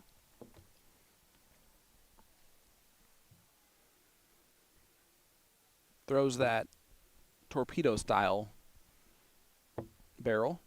Same thing here with Mr. Pelusio. A little amp up there. You see it from Hopes. Once they get this one done here, and now 108 on the mind. Needs to find the angle. I think he did. No, it dragged low.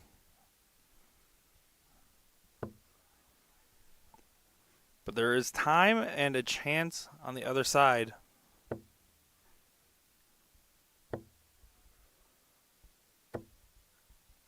Only 45 or 55 there from Colton.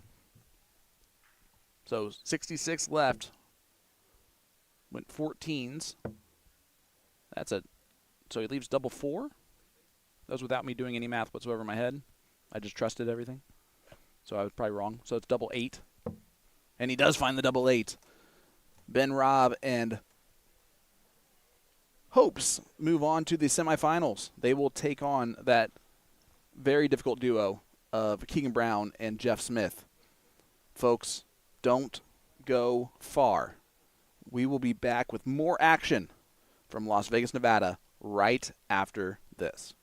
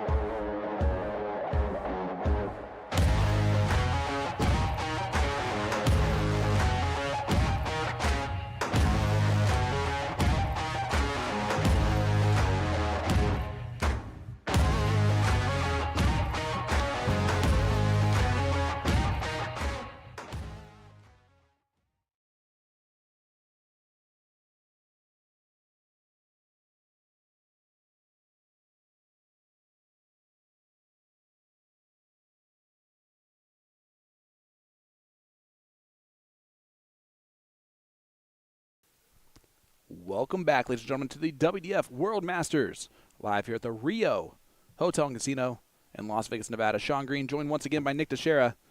Nick, we have a very good quarterfinal matchup, and it features Hannah Smiley, a.k.a. Hannah Jansen, and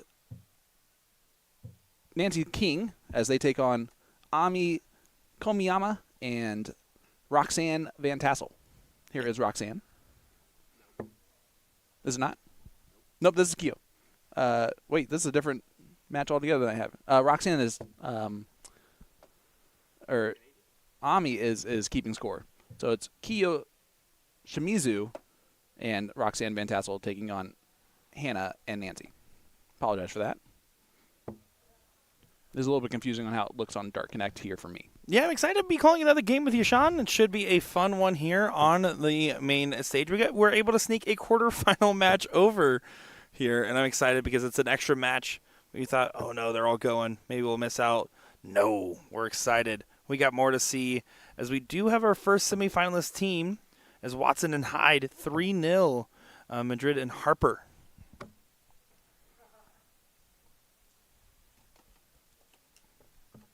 Yeah, so the Welsh duo into the semifinals.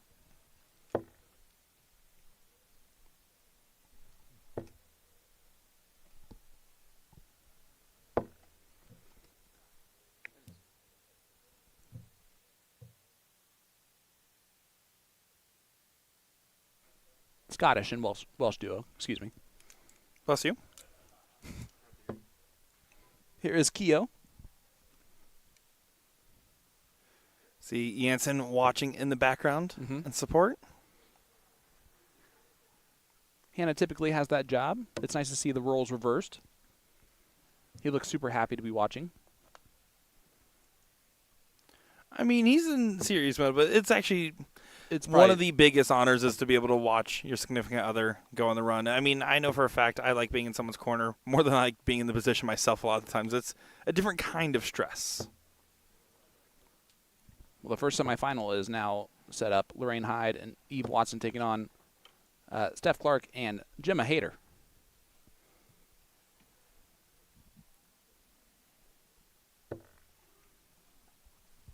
Here is Nancy King. And here is Nancy King. Good 1-2-5.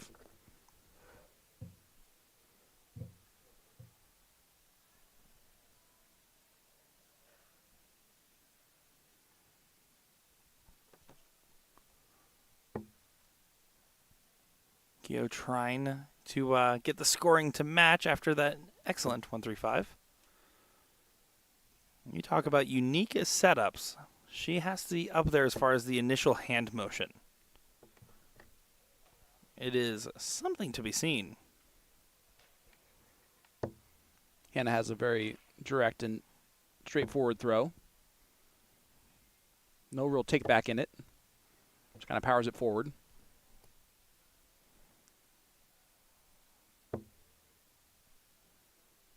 Roxanne just a little bit of a rock, and she definitely is left eye dominant as a right-handed player. Yeah, I was going to say, she kind of does like almost like a wanding motion with her arm before going to her opposite eye. Drills right into the 20 bed.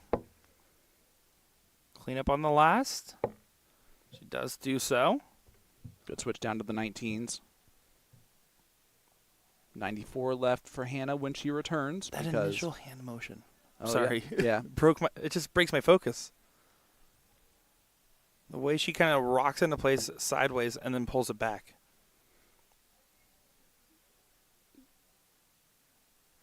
It's interesting because it definitely seems like that's how she's aiming, but that can't be actually how she's aiming because her dart changes positions completely by the time it goes towards the board. If I had to guess, she's struggled with gripping the dart over the years, and that's what that really is making sure the dart's sitting in your hand exactly where you want it. Because everything else, you're right, has nothing to do with the initial beginning. Hannah, 16 will leave tops. She can also leave 36, whatever she wants to do for her partner. And that'll leave a 2-dart combination. She said, do better. Go back to work. partner. Or it's a little bit of a miscount. Yeah, you can see Jensen in the background. Well, that's all right. It's a classic 10-6 wire shot, so it's not a bad to leave by any means. It's still pretty much guaranteed to be 2 darts at a double. I play for this wire every single time. Every time, and if you play for like the 2, it's fine. It's just not as straightforward. You just have a much easier chance to leave 2 darts at a double, especially if you're not really worried if it's double 18 or double 16. It is double 18 here. That one's just right inside. Well, King, I think, didn't even play that as a wire shot. Was very surprised by what she had. Oh, and drags it in. That's going to be a little detrimental. Well, unfortunately, that goes back to Hannah's miscount in the previous throw.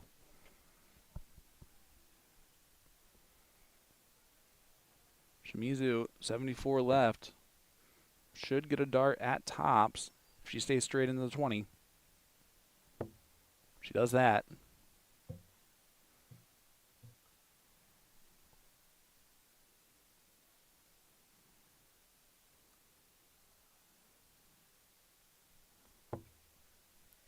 So looking at our runway, after this we will be getting the finals of the open bracket and then the finals of the women's pairs. We got 2 matches left after this one.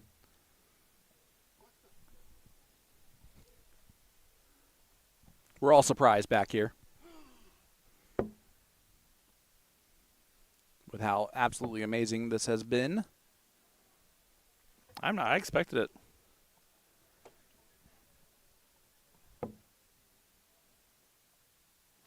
Krona and Bowerdick is taking on Sombeck and Bodice.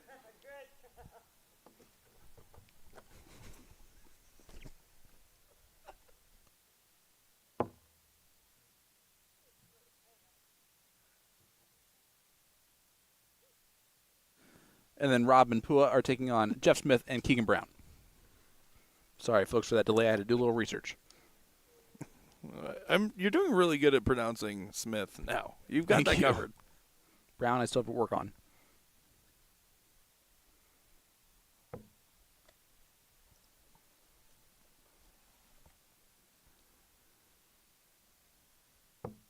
Double 10 not falling. A nod of the head there from Shimizu. Double 5.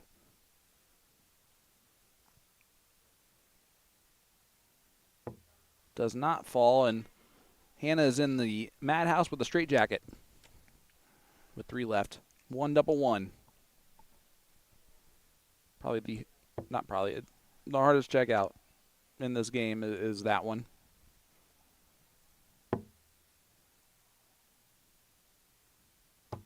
And she hits it. Drills it. Great leg there from Hannah. It's a 1-0 lead for Smiley and King. Classy performance, classy execution at the end of what was otherwise becoming a very scary affair on the outer ring.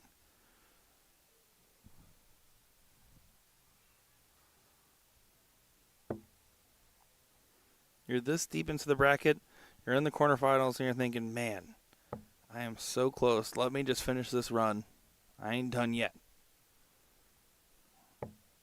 Well, Shimizu and Van Tassel have the lead here, but it's a very slight one as far as the averages go. Really, Nancy's been crushing the treble 20. Just haven't shot at it in a while. They were left on double treble for quite a while.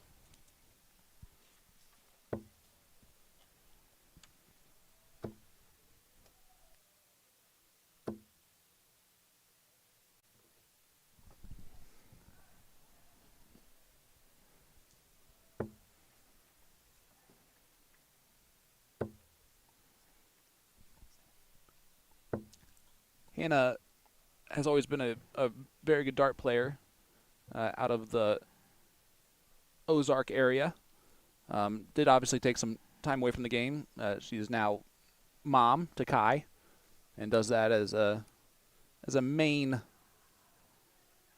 time killer, kind of have to as with a kid. It's a family of dart players, right? It sure is. Kai will have fantastic hair, I can tell you that much. The Molitor, part 2. Wasn't my best work. The mullet 2.0. Yeah, I should have just stayed there. Unfortunately, Nancy stayed there into the fives. Only 15 scored. Van Tassel attacking a 102-point lead before her throw. Finds a good 60. Yeah, steady scoring will win this race so far. They're almost a whole round behind. Need a two-trouble turn to start making up for it. And it's feeling frustrating so far. It's a lower scoring affair between these pairs.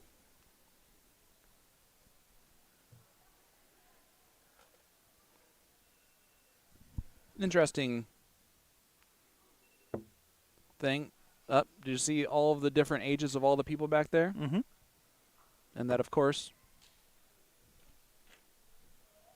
the eldest one is the one with the ringtone. Yep. Well, ageist of you, Sean? Well, it's more just factual out of me. And actually, it was not the oldest one. There's a gentleman sitting there watching along with us that has not had his phone go off once, and I'm proud of him. Yeah, it's because he forgot to charge his flip phone.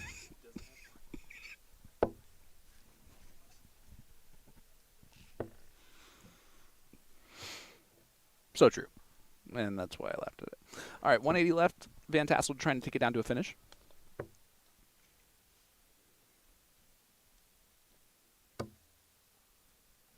Well, leaves a finish, but it's definitely not as much taken out of it as she would have liked.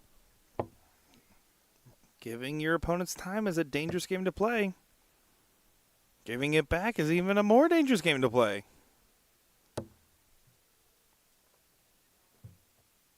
.22, not ideal.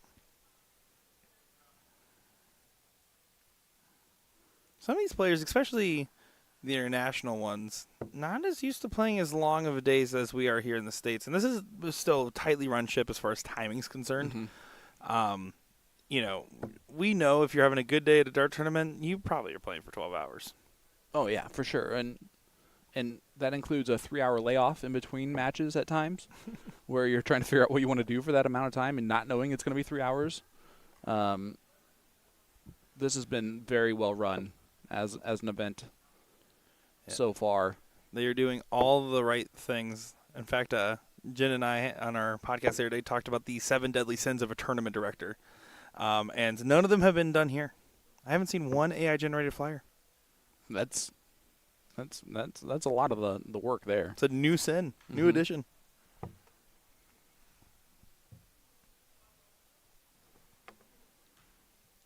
A slow crawl to the finish line. Once again, finding the one you can see Hannah's reaction. Visceral and frustrated. Great last start, though, to find it. It was needed.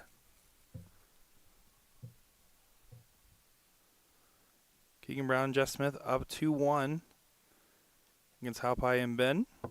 Currently averaging a 103.74 after 3 legs. Okay. That's pretty good. Yeah, it'll work all right. Double tops. Double 10 goes in for Shimizu, and it is a 1-1 scoreline. And you can see that match going on out there in that side angle. One of the boards back there. The other open semi and the first women's pairs semi also going on currently. No legs completed in either of those affairs. It's an all UK bout over there in the ladies semifinal. Lorraine and Eve taking on Gemma and Steph.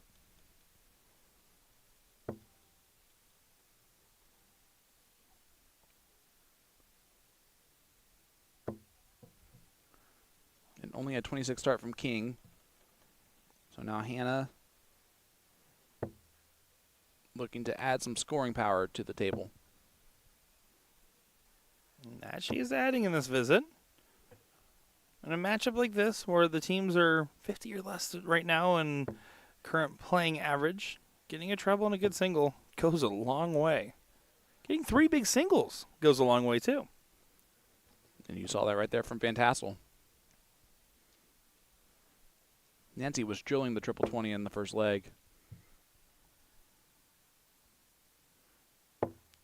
Thank you all for joining along with us for our day 2 of coverage here for the WDF World Masters. If you haven't subscribed yet, do it. We're live over on the WDF Darts pages as well as the USA Darts pages. We're honored here in the USA to be broadcasting the first iteration of the Rio edition of the World Masters. Yeah, I mean, how cool. First time ever in the United States for this very illustrious tournament. 93 scored from Shimizu. I have a question. I have an answer. You might not, but I usually do. Shimizu and Van Tassel. Van Tassel is Canadian. Shimizu is Japanese. How do you think that their language barrier might be? Well, as partners. It's funny, especially in 01 with both these players being well accomplished, Team Canada representative, and both these players just having the accomplishments they have. You don't need to communicate much. It's more of a general understanding. Like, yeah, you can ask preferred doubles or not, but these two players are playing with each other because they know the merit of one another. So is the communication strong? Who knows? Does it need to be? Probably not. I've never had a partner where we have spoken two completely different languages and not, I feel like just the dynamic of that as like a partnership is an interesting one. What's so funny is I just came from an event in Chicago not too long ago, and talking to some of the players out there, there was a couple players that got paired up with international Spanish players, and they said, honestly, they were nicer than the average star player. Well, for sure. They were like, they would point up or down if they wanted me to go a direction. I would communicate back with them, and the celebrations were way more fun than average. That's usually the takeaway. That's why I ask you the difficult questions like that. I always have an answer. Van Tassel, 164 remains.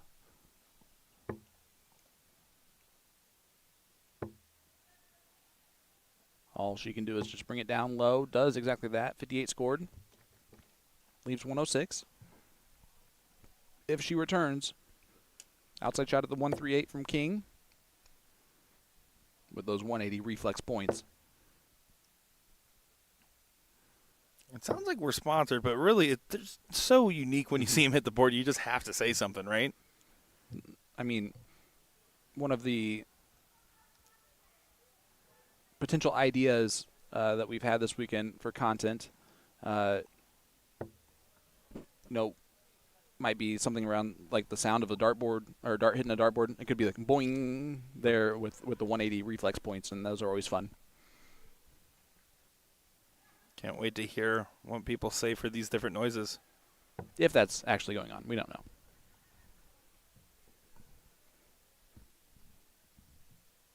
All right, Hannah Smiley, 78 remains. Now 60. To get to match point on a hole to throw. Oh, misses the big number. Twice. Yeah, well off in the last. Didn't reset after the frustrated grimace on her face. Well, it might only be one dart at the bull. It is not even that.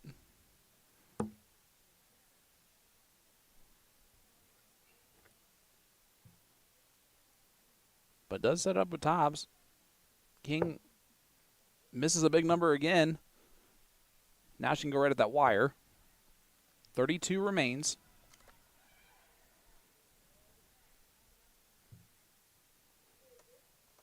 She just makes sure.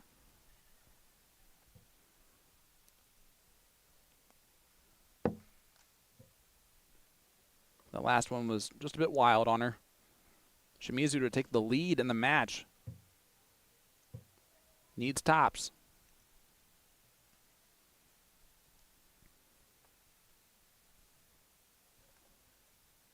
This will be quite the moment. A big break. Setting the dart. Getting closer. Can she dial it in enough? Oh, hits the other double. Leaves 38 if she returns, but Hannah would love to put this double 16 right in the dead center of the green bit. Great correction. Got to stay. And pins it. What a dart from Hannah Smiley Jansen. And it's a 2-1 lead. I loved the reaction there from Danny in the background. He was so invested. As we do have our first finalists, Jess Smith and Keegan Brown do move on with a 95.3 average, winning in that deciding leg, by the way, against those New Zealanders.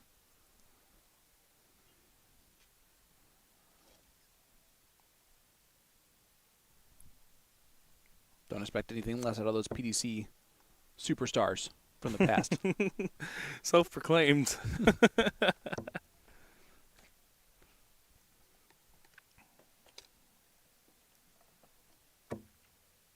Shimizu has been a phenomenally consistent player in this match.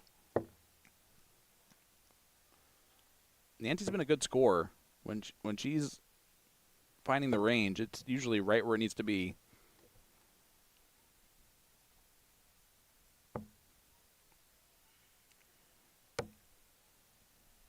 And pressure's going to be on, right? I mean, Smiling King, they want to try to get this done, and none of the teams have been scoring strong enough where a break is unreasonable.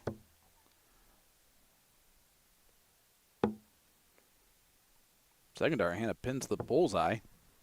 She's like a little high, a little low. I think those, were a little bit like Bohemian Rhapsody.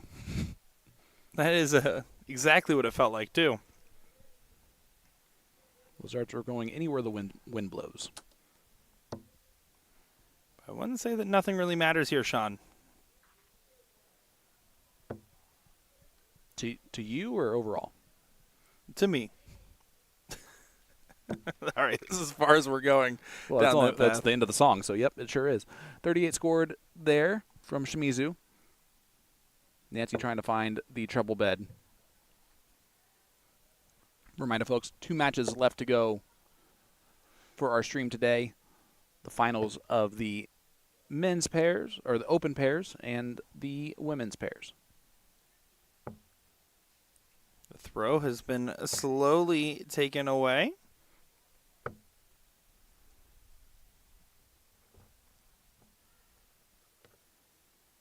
'79 does help the cause a little bit, playing some defense. But this will be a fight to the finish line in this leg once again. The winner of this one gets the great American duo of Callie West and Robin Curry.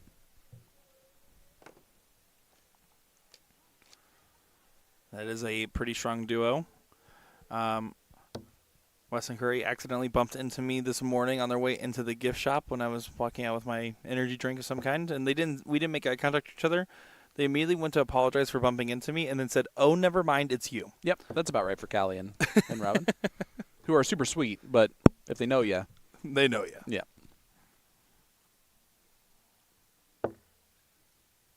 What a good pin on the first. Yeah, a few years ago in Nashville, first place involved also winning a bottle of alcohol, and they won so many that they had to give away some of those bottles of alcohol because they couldn't take them on the flight. It's a pretty cool prize. Oh, what a time to collect. Huge moment. 1-3-3. Great darts from Roxanne. Oh, this is on. 78. I like that she stayed, too. 63 remains. Leaving 60. 74 doesn't go. There will be opportunities, but expect a dart to get grabbed at it for Caillou.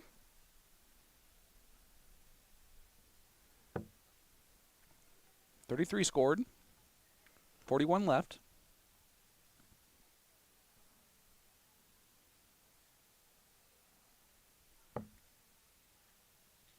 .22 is now the shot.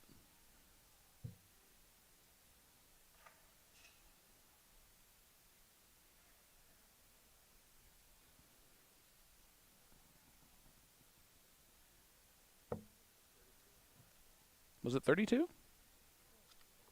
Do I do the math wrong? I mean, I obviously do all the time. So, yep, I was wrong.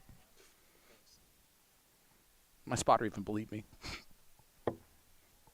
Tops. Got that one right, Sean.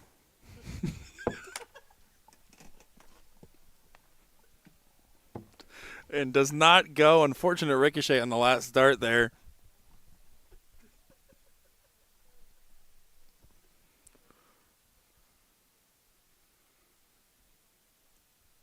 Gordon, can you get here faster? Looks like there was a missed score. But Sean right after all. What now, everybody? Boom goes the dynamite. That's the different way, though. Yep.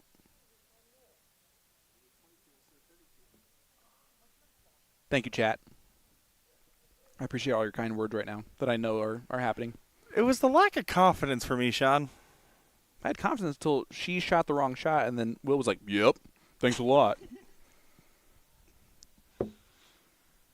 So it is double three. And it does go. Pins. I don't think we've seen a double three not get hit. Only once, and it was Neil Duff. 2-2 score line, going to last leg decider. Sean. Oh, Sean is standing up now, ladies and gentlemen. It is the last leg decider in this quarterfinal to see who moves on to the semis. The finals is set. Dins Baudas and Tom Sombik taking on Keegan Brown and Jeff Smith. I'm sorry, can you say those first two names again? I believe I said enough.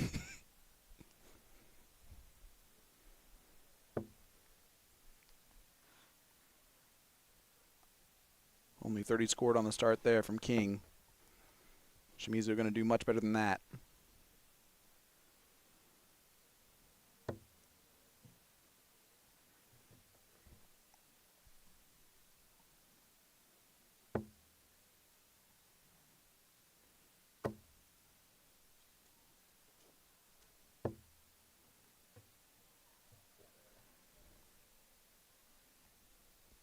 That second semifinal ongoing out there, or the other semifinal going out there for the ladies.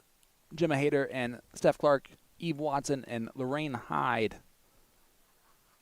And again, you can find that update on Dart Connect, tv.dartconnect.com. Just hit that WDF tab. What a powerful tool Dart Connect is. I mean, truly a game-changing piece of technology for us here in North America and across the world now, more and more.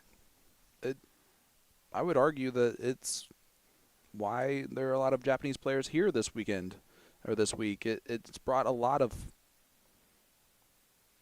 the game to really anyone that wants to play it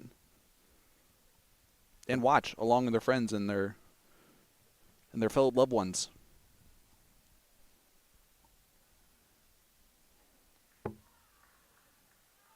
It's made it more accessible to the rest of the world. There are still some cheers going on out there. Well, everyone now matters quite a bunch, doesn't it? Mm-hmm.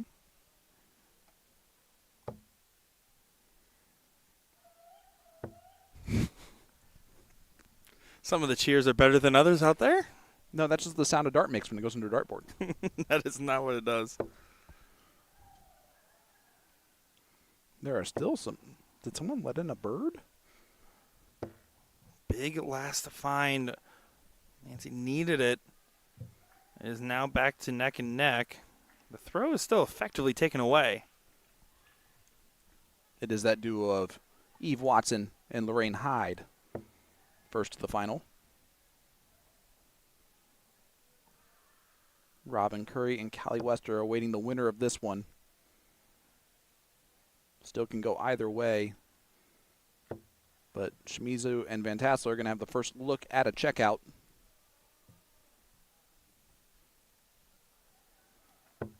Important round for Hannah. Has to set up with the opponents on 1-4-2. 17 grabbed it so far. The bullseye route is great here. Instead, elects on the single 20 and does not leave a finish that way.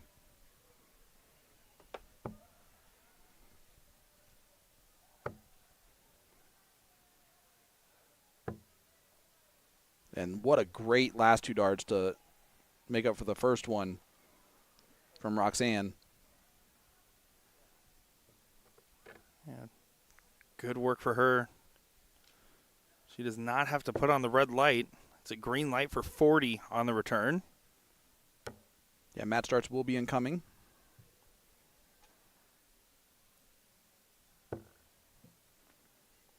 Will this be the last for Smiley and King? The 101 helps the cause if it gets a chance. It very well may not. To get to the semis. 40 wanted.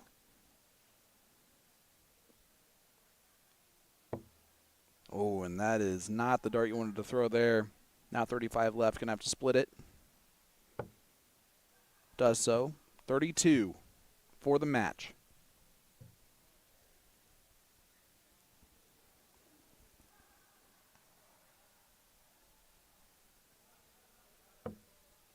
Oh, and held it just a bit too long. I think she liked the way it left. Just feeling a little bit of remorse. 74. Hannah, can she save it? 70 left, 20 for Bull. You have to go the 20 route. No other option here. She does that. Bullseye. To do it in style, Sean? Pop the balloon. Oh. Does not get the job done there. Roxanne Van Tassel, 32 left for the match. Cross on through. Has to walk up that dart. And push it to the right. It doesn't push happen. to the left. 2 hops this time. 34. Going right at it. No split. I mean, that's a great marker for it with the way her darts land. Oh. Unable to land it on top. Both teams have had their fair share of match darts. Both teams are going to feel like this should have been over. Only one team will move on. 6 missed so far from Shimizu and Van Tassel. But they get the 7th. And Shimizu and Van Tassel move on to the semifinals. They will take on Robin Curry and Callie West. Coming up next, folks, will be the final of the men's pairs. And it is a good one. Run us through that one more time, Mr. Teixeira. Yeah. Brown and Smith taking on Bottas and Sombeck. We saw earlier Smith and Brown put on quite the show, but the German duo has something to say. We're going to see exactly what is going to get said here in just a moment on the live board.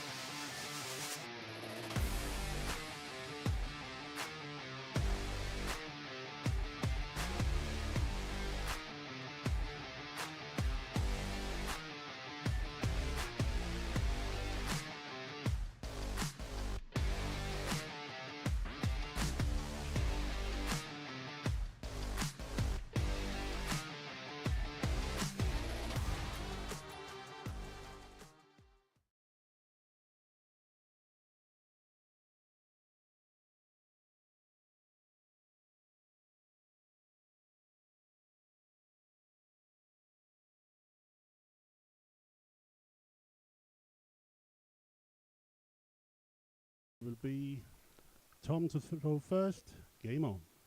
You heard it there from Christian. Game on here. The finals of the men's pairs. Sean Green joined by Nick DeShera. 100. We have the guys who started off this tournament for us, Keegan Brown and Jeff Smith. They're taking on Baudis and Sombeck, the German duo, here in the final. 60. Yeah, looking forward to seeing this matchup. Brown and Smith put on quite the display earlier, and they've been surviving some big matches. I say surviving, but they're doing so in a thriving manner. Multiple last leg deciders along the way against some other very tough teams. We know that right now the expectation is 85 or higher as a combined pairs, and 93. that's just simply what we've been seeing from the winning side.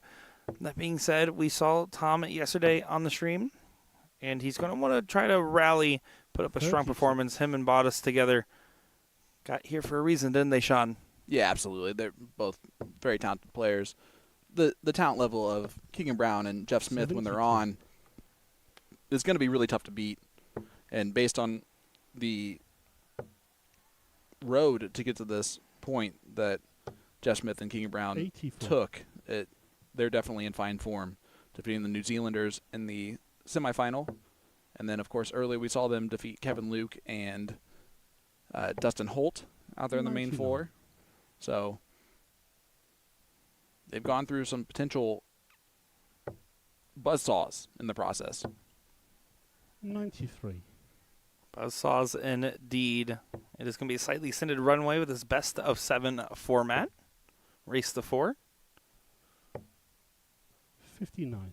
Keegan Brown, the only person to ever beat Phil Taylor twice on the Pro Tour.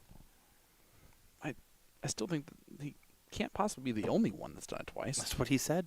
Do you think Keegan Brown's a liar? I don't think he's a liar. I think he just made up that stat. You have to require 118. 118 still on. I love this double route from Smith. Unable to get it done. 82. Jeff Smith will do anything for a shot double 18. It is his preference. And normally it's honeypot. Being a double 18, it's now double 9. 27. Sombeck unable to get it done, so Keegan Brown 36. must also love 36 if he's going to be partners with Jeff Smith. Good marker there on the second dart, but then 27. drags it inside. 36 is a bad omen, it Finish seems. require 9.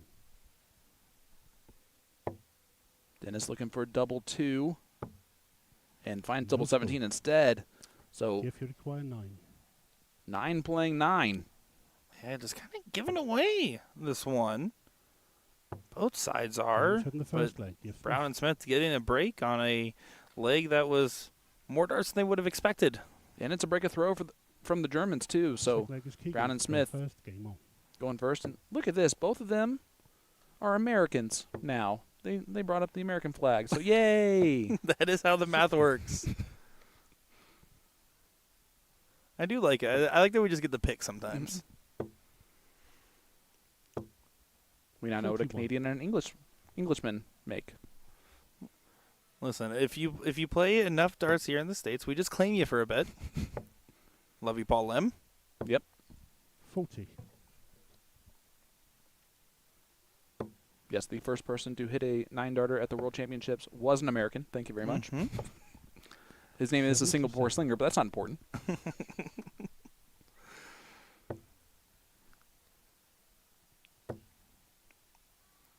Keegan Brown once lost 4-0 to Phil Taylor as well. I feel like you just told us a lot of stats about a lot of the good things that he's done in his career so far. Well, that's actually after Jeff called him a PDC superstar, and then That is true. these came up.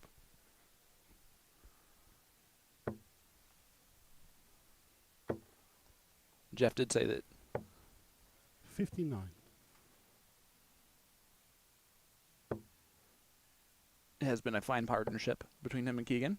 They've obviously had a great time together. 39. They've been joking around jovially this entire experience. And Keegan Brown is just that type of character too. Oh, it's a keyword. Keegan Brown's a character. He keeps it fun. He keeps it light.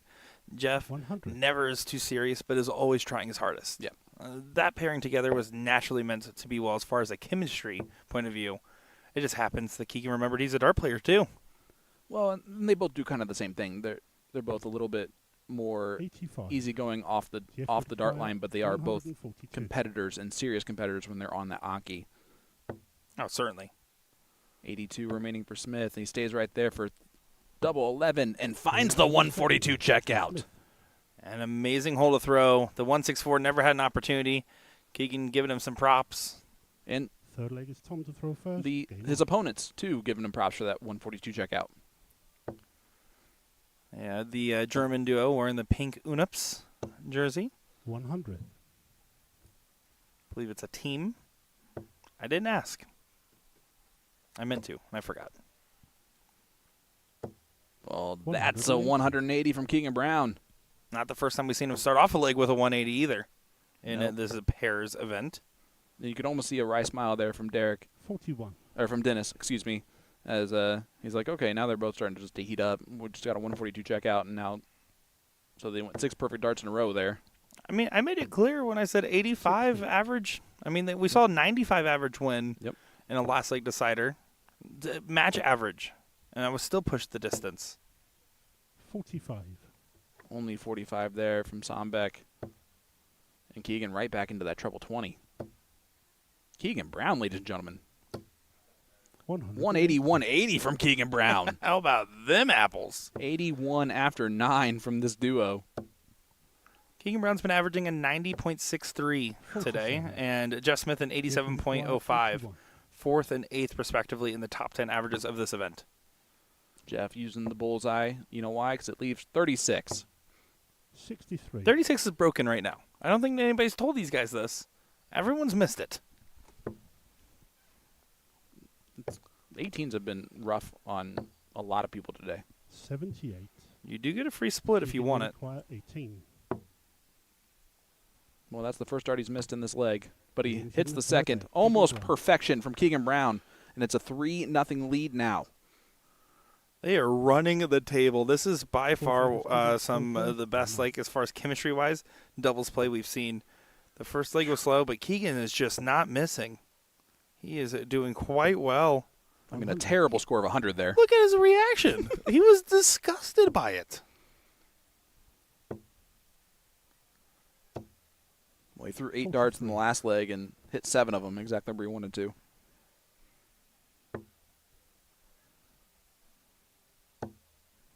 Jeff Smith is one of the best players at 81. kind of throwing a snatchy first dart and then immediately fixing it for dart 2. He's always been good at being in tune with his mechanics. You never see it, like, it'll get a little snatchy on him, but then he immediately is like, oh, well, that's why it happened, and corrects. Keegan back in that treble 20, man. This is so impressive right now. That's another 180. He has 3 in this match and 2 in the last 2 legs. England might not be getting a World Cup, but he's going to represent them quite well here on the board today. You're not supposed to bring that up. 43. In fact, we're not ever supposed to mention the World Cup again 140. of 2026. Them the rules. We don't make them up. 142 is not going to be joined by a 140 check, but it is cleaned up in the last start there for Mr. Smith. And this German duo has just 100. been along for the ride of watching Keegan and Jeff. Just the first leg was the only chance they had. Yep. It's going to be 1 dart at 32 for the title. 46. How dare you, Keegan? Yeah, you could. You're going to be back. Well, Jeff now gets to be the hero. And Keegan was thinking he could be #1 average in this event for the day with the way this match has been going. 44. I think it's going to be inconsequential here. Double 8 to get it done 4-0. Oh, he misses on the wrong side of the wire, so Keegan can still be the hero. This is the you, kid. This is the you. I'm so excited to see what Keegan shoots in this leg or in this match as a average. 58. It's got to be massive. Oh, certainly. Going to find this on the second dart. That's a great marker for dart 2. But it's going to take all 3 if he's going to get it done. No score. And he decided just to wire all 3 of those bad boys. And this 167 is doable until that first dart. Imagine if that was the way this turned around. 85. DF, you require 16.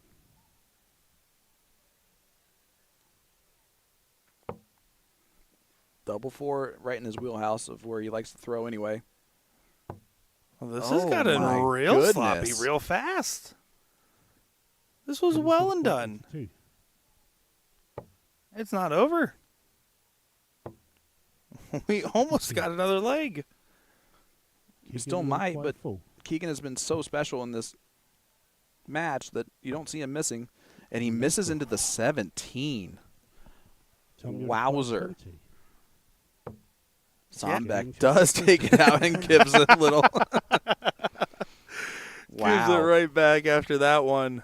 The unlikely comeback in that leg. And 5th leg is Tom to throw Well. first. Game on. I think that there were 10 match darts coming on there. More than they expected in a single leg. That was some shenanigans. It's going to be coming back to reality to get this one done. Ever since bringing up the World Cup, the game has dropped off for Brown. 81.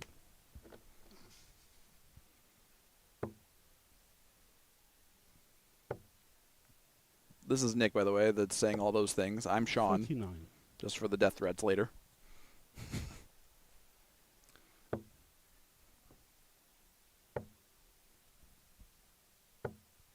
96.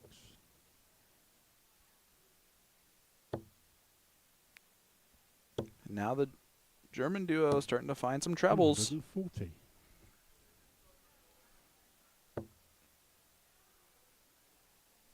Where are those darts?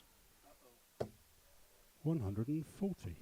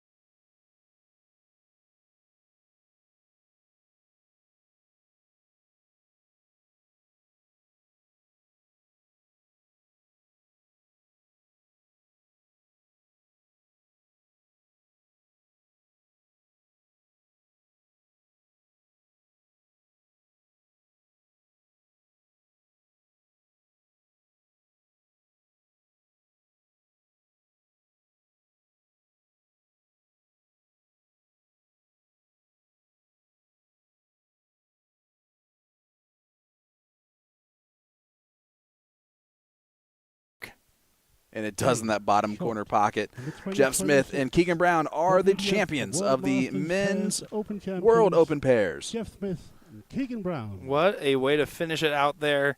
It should have been a classy 4-0. Instead, it was the classy 4-1. And it's a good win. You can see how much it meant to Keegan, by the Yeah, way. I mean, he's he excited. is letting it roar out there. Yeah, I mean, commentators can still win tournaments as well, folks.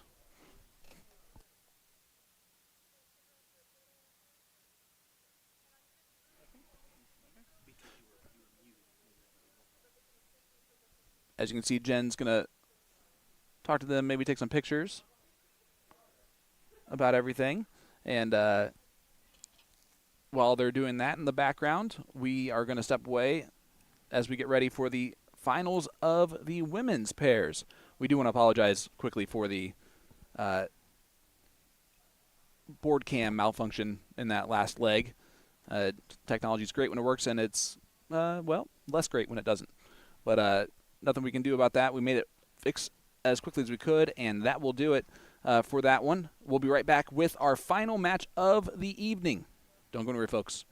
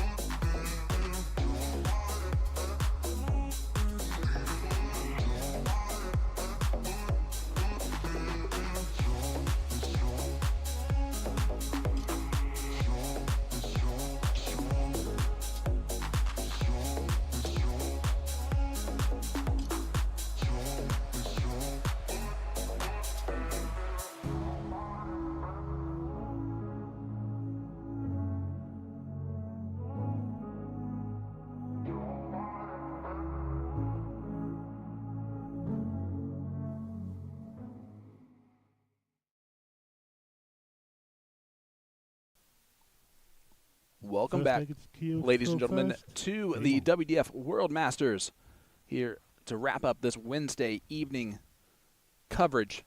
This is the final of the World Open women's pairs. We have Kiyo Shimizu and Roxanne Van Tassel as they take on the number 11th ranked player in the world in Lorraine Hyde and the number 22 ranked player in the world in Eve Watson. I'm Sean Green, joined by my partner in comms, Nick Teixeira. Nick, we got Christian on the mic. We are back here and excited to watch this 43. great final. Life is good with one more match in front of us to see who will win the women's pairs title. We saw a great performance with some shaky moments there from Keegan and Jeff. 39. I think this is going to be a exciting affair and maybe a little bit more balanced. I know Hyde and Watson were chomping at the bit to get ready for this final.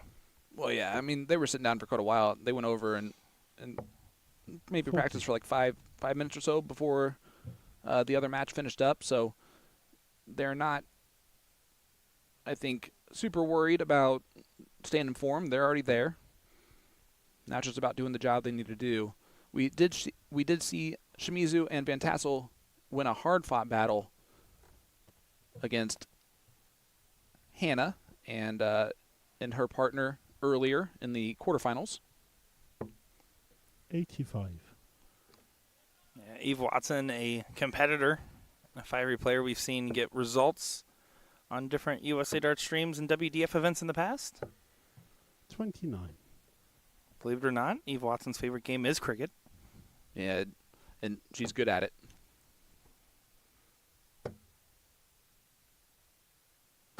Roxanne, 57. the one thing about her game, she might not hit trebles every turn. She is staying straight in the number that she's shooting at every time. It is very rare that she marches left and right.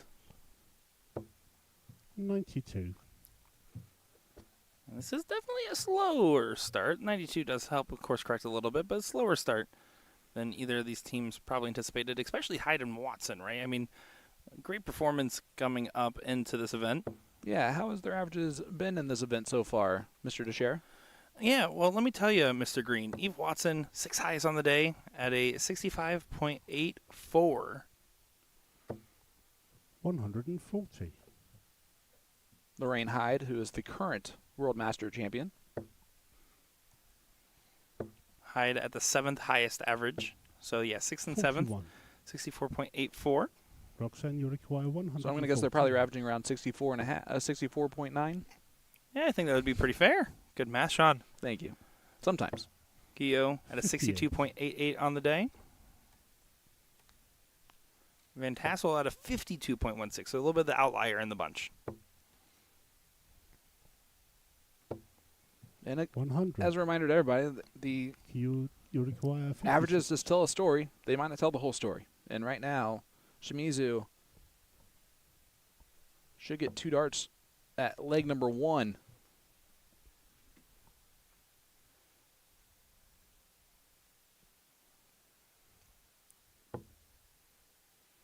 She was not happy with that dart. Oh, and just drags it below. She liked that one a lot more. Eve, Eve, 156. This is a 156. tough ask, but it's on. We saw Shimizu and Van Tassel earlier 100. win some legs because of missed doubles. Roxanne, you require 20. They don't want to be giving the same opportunity the other way around. That's exactly what might be happening here. 16. All of a sudden, Hyde with an Lorraine, you opportunity. require 56. I do like the aggressive on the 16 there because the treble leaves 8. She does Green pin for the tops. first leg, Lorraine Hyde. Lorraine Hyde and Eve Watson take a 1-0 lead in this race to 4 final. And that is a break-a-throw on top of that. Second leg, Yeah, you it's to a throw big first. giveaway. Game on. Very much parity to the other pairs final where the German team was off to quite the strong start and then missed some darts at doubles 84. and pretty much never got a serious look again in that match. You don't want that to be the case here. No, because we know what happens when you give Shimizu and Roxanne time.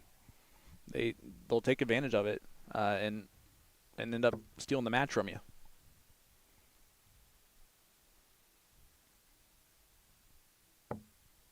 59.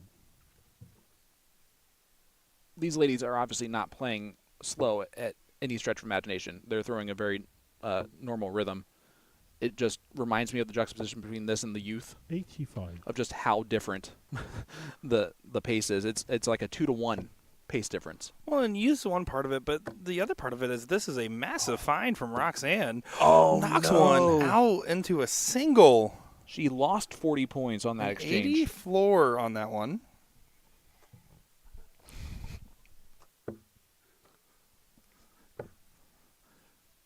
Sorry, I was trying to come up with an exchange rate joke, and I could not. Circling back, the youth players, they definitely have a faster rhythm, but if you look, it's regionality as well. I mean, you see the Asian-centric players typically have a lot more of a methodical rhythm. It's not that she's particularly slow. It's that she's always throwing a slower rhythm and a very set pace. Yeah, and again, I wouldn't call this slow at all. They're not throwing 46. at any type of like a slow pace. They're just very normal paced versus, again, the very fast pace that we've seen from others. I would say that about On the Lorraine. younger side. I would say Shimizu, I mean, if you 54. compare to a standard European pace is slow. Okay. Not drastically. No.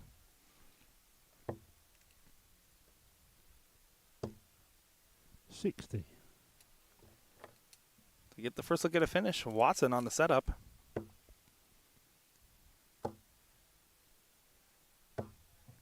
$100. And that will work just fine. Yeah, great ton there from Eve. Shimizu back on 256, looking for at least a ton of her own to leave a checkout just in case Lorraine doesn't take out the 107, which is more than in her wheelhouse.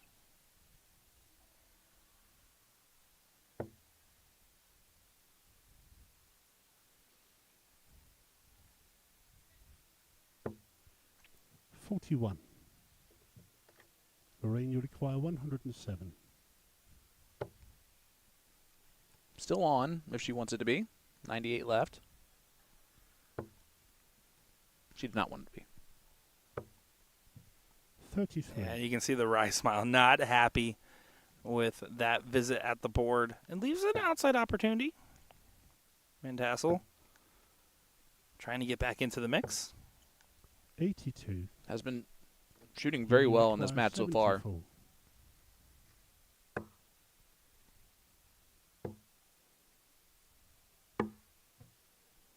$30.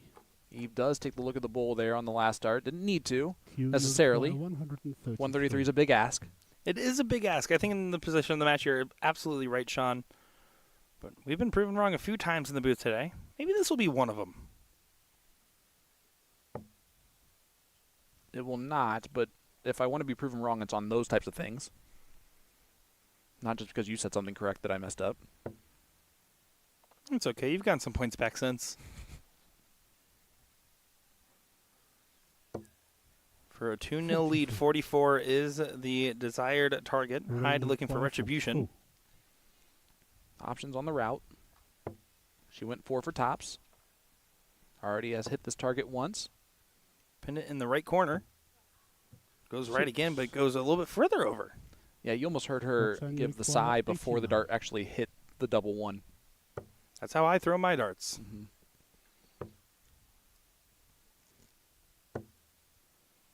$75.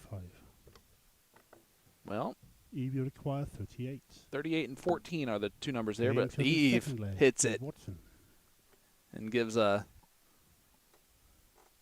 good reaction to it. Almost a Damon Hedda. Like, Third leg, it's not quite the same thing, but it was very much similar. A little bit. A little bit indeed. Damon had a friend of the show.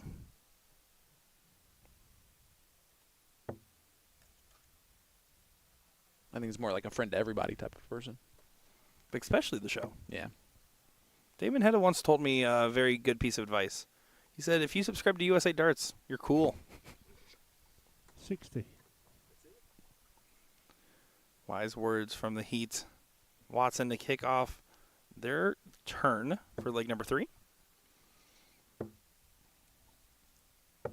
My best 42. Damon Hedda impression is, "Hey, Will, how you doing? This is what I'm going to talk to you about today."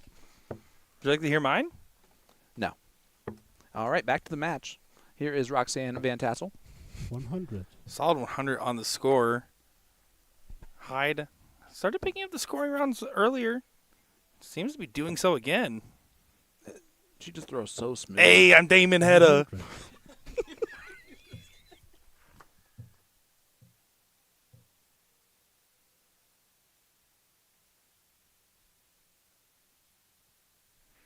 Sorry, I was playing a recording. Of Damon Hedda? All right. Get it together, Nick.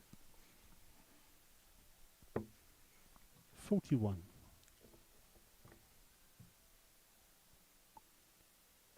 Eve has been great at the end of legs.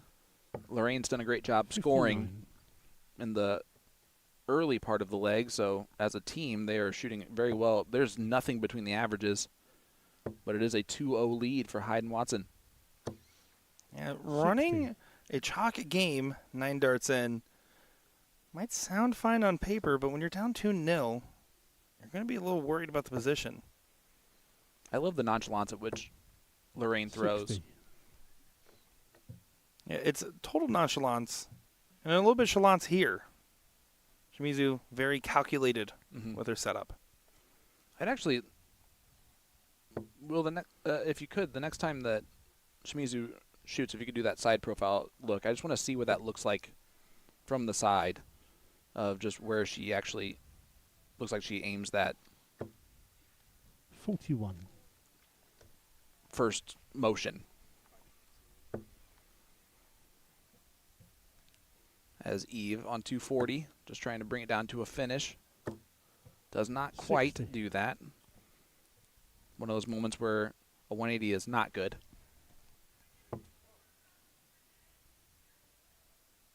There was once a time where that's the most famous thing that Dirk van Dijvenbode was known 50. for, was hitting a 180 bust in the World Championship.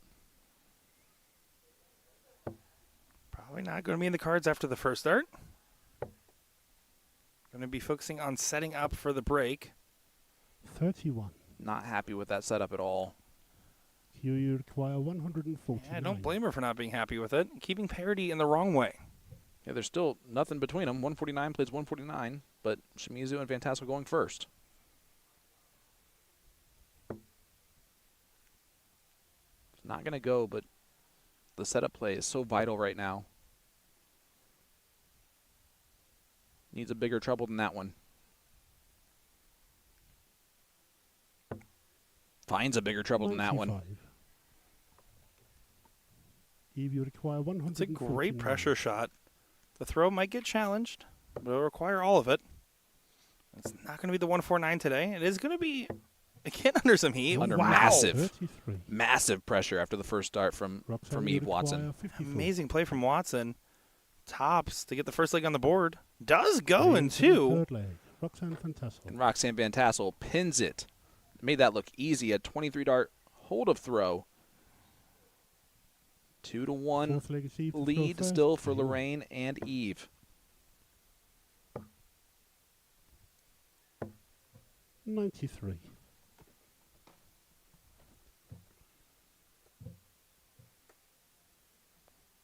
Will the throw be defended? Watson starts off fine with one treble.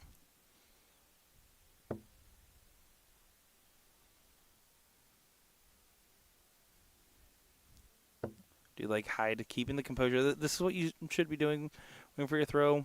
Eyes on the floor, in your own mind. Just keeping the 54. mind centered. I just realized, by the way, Shimizu's bag it has like a little face. Is it like Santa Bluey? I'm not sure exactly what it is. I hope so. 60. I wish that I could dress as well as a lot of our Japanese players have this weekend, or this week so far. 58. As someone that's on camera with you, I agree, Sean. Yeah, for sure. I said I have to match you.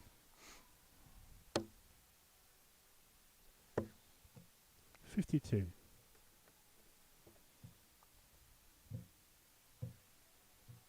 I do love how this is also 4 different nations represented in this final.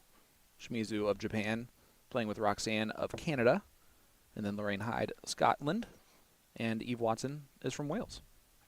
Yeah, the diversity at a tournament like this, I mean, it's called the World Masters for a reason. You appreciate world-level events that actually invite people from all over the world. Take that, NBA. This could honestly be a first victory for both for either team with this person as their partner for the very first time. 45. Certainly.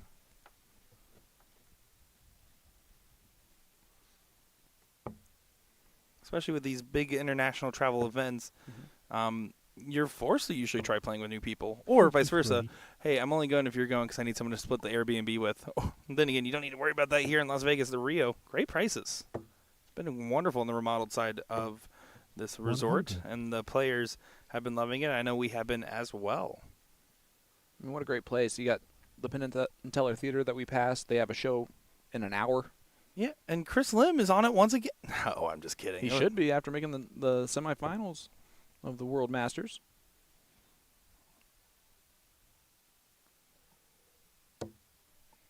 Not going to get to a finish. 6 darts for 1-5-1 to try to get to match point 60. for Hyde and Watson. Lorraine, you require 151.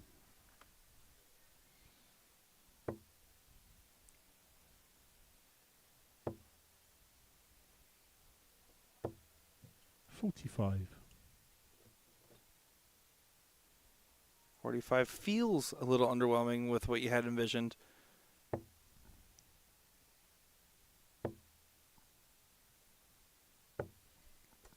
$40. But Hyde and Watson still out in front. They have 6 darts Eve from by 106 if they need them.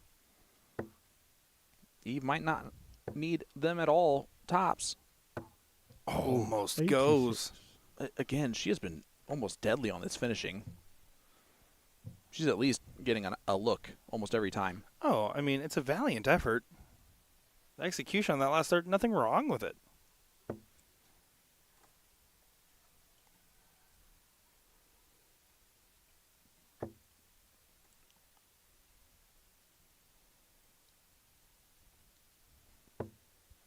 Good last dart from Shimizu. Just to put a little pressure on for Lorraine, You require 20. who does not look like she has ever faced pressure in her life. Cool as can be, but needs the double. And does find it. Match point, 3-1 lead. Lorraine Hyde. Great darts once again from Eve. And Lorraine, Fifth leg, it's Q to throw first. Game on. Shimizu going first in this one. Yeah, look at where the dart's set in the hand. Kind of setting outwardsly. It's funny because it's set to the middle of her face, and then she kind of brings it over to her other eye. Yeah. And past it. 140. And that's a great 140 look. Oh, work out just fine, won't it, Sean? It absolutely will. That's great darts from Shimizu to get started. All right. 28. Let's run through the 16 players that we will see Saturday in the semifinals of their respective brackets of the WDF World Masters. We have Miyawaki taking on Aurora Focacciato. 81. And then we have Rhiannon O'Sullivan taking on Gemma Hayter.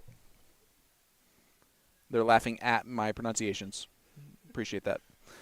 Stefan Schroeder and Chris Lim. And Sean Fisher and Brian Ramayan. Benjamin Doffer and Cedric Canisius. Excuse me, I even know that one. Taking on Connor Olson and Eric Petriate. 60. And then finally for the girls, Paige Pauling and Selena Glasser, and then Ruby Gray and Olivia Heaton. Well said, Sean. 96. Not quite, but at least those were the 16 players. It wasn't the mispronunciation. It was the immediately like you were trying really hard to pronounce and then got Rihanna and then went the opposite direction. No. And you're still doing better than me. Is Roxanne not going to be happy with that visit? This is a big opening to let Hyde and Watson back in for a potential break. Can they take the throw away? does not find a big trouble, so it didn't happen yet.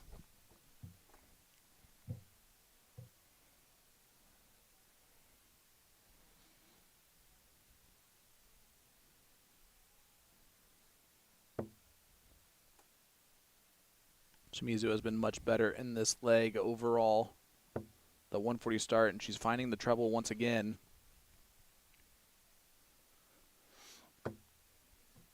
$100. Great find in that moment.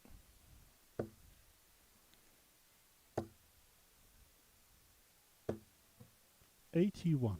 First start, it felt like you were going to get Roxanne more. York It's by still a good shot. 150. Leaves a finish. Again, challenging the throw. That's what you're trying to do. Staying in the leg when you're on match point. The next leg's the one that's most important for 44. Hyde and Watson. Lorraine, you require 155. 155 left for Hyde. Not going to go here. The setup play, again, important. 47. And that setup play was found wanting. Q, you require 100. From both sides. 106 almost went from Watson's hand. Needs a big treble. Over to the 18s.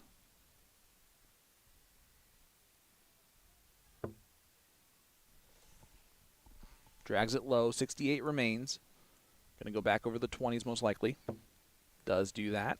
58. Watson just missed the 106 like You my require 100. co-commentator said earlier. Not going to get a look at the 108 now. Now with that first start, got to focus for this last, and that's going to be potential error. Roxanne, you require 40. Maybe inconsequential. 48, the opportunity. Oh, double 9. And no break in the rhythm. I mean, she knew exactly where that was going. Lorraine, There's you a reason why require both of us 80. knew exactly where that was. Lorraine for the match and the title. Tops. To get it done. And Lorraine Hyde 60. drags it just low of that double. Q, you require 9. It was a great attempt. There was nothing wrong with that last start, and you can see Roxanne and Watson saying the same thing.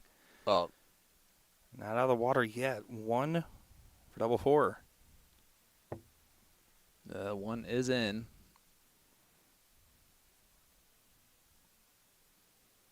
This to extend the match. I think she's happy with it. You Mhm. can work in. Oh, and it doesn't One. go. Wasn't it even a poorly thrown dart?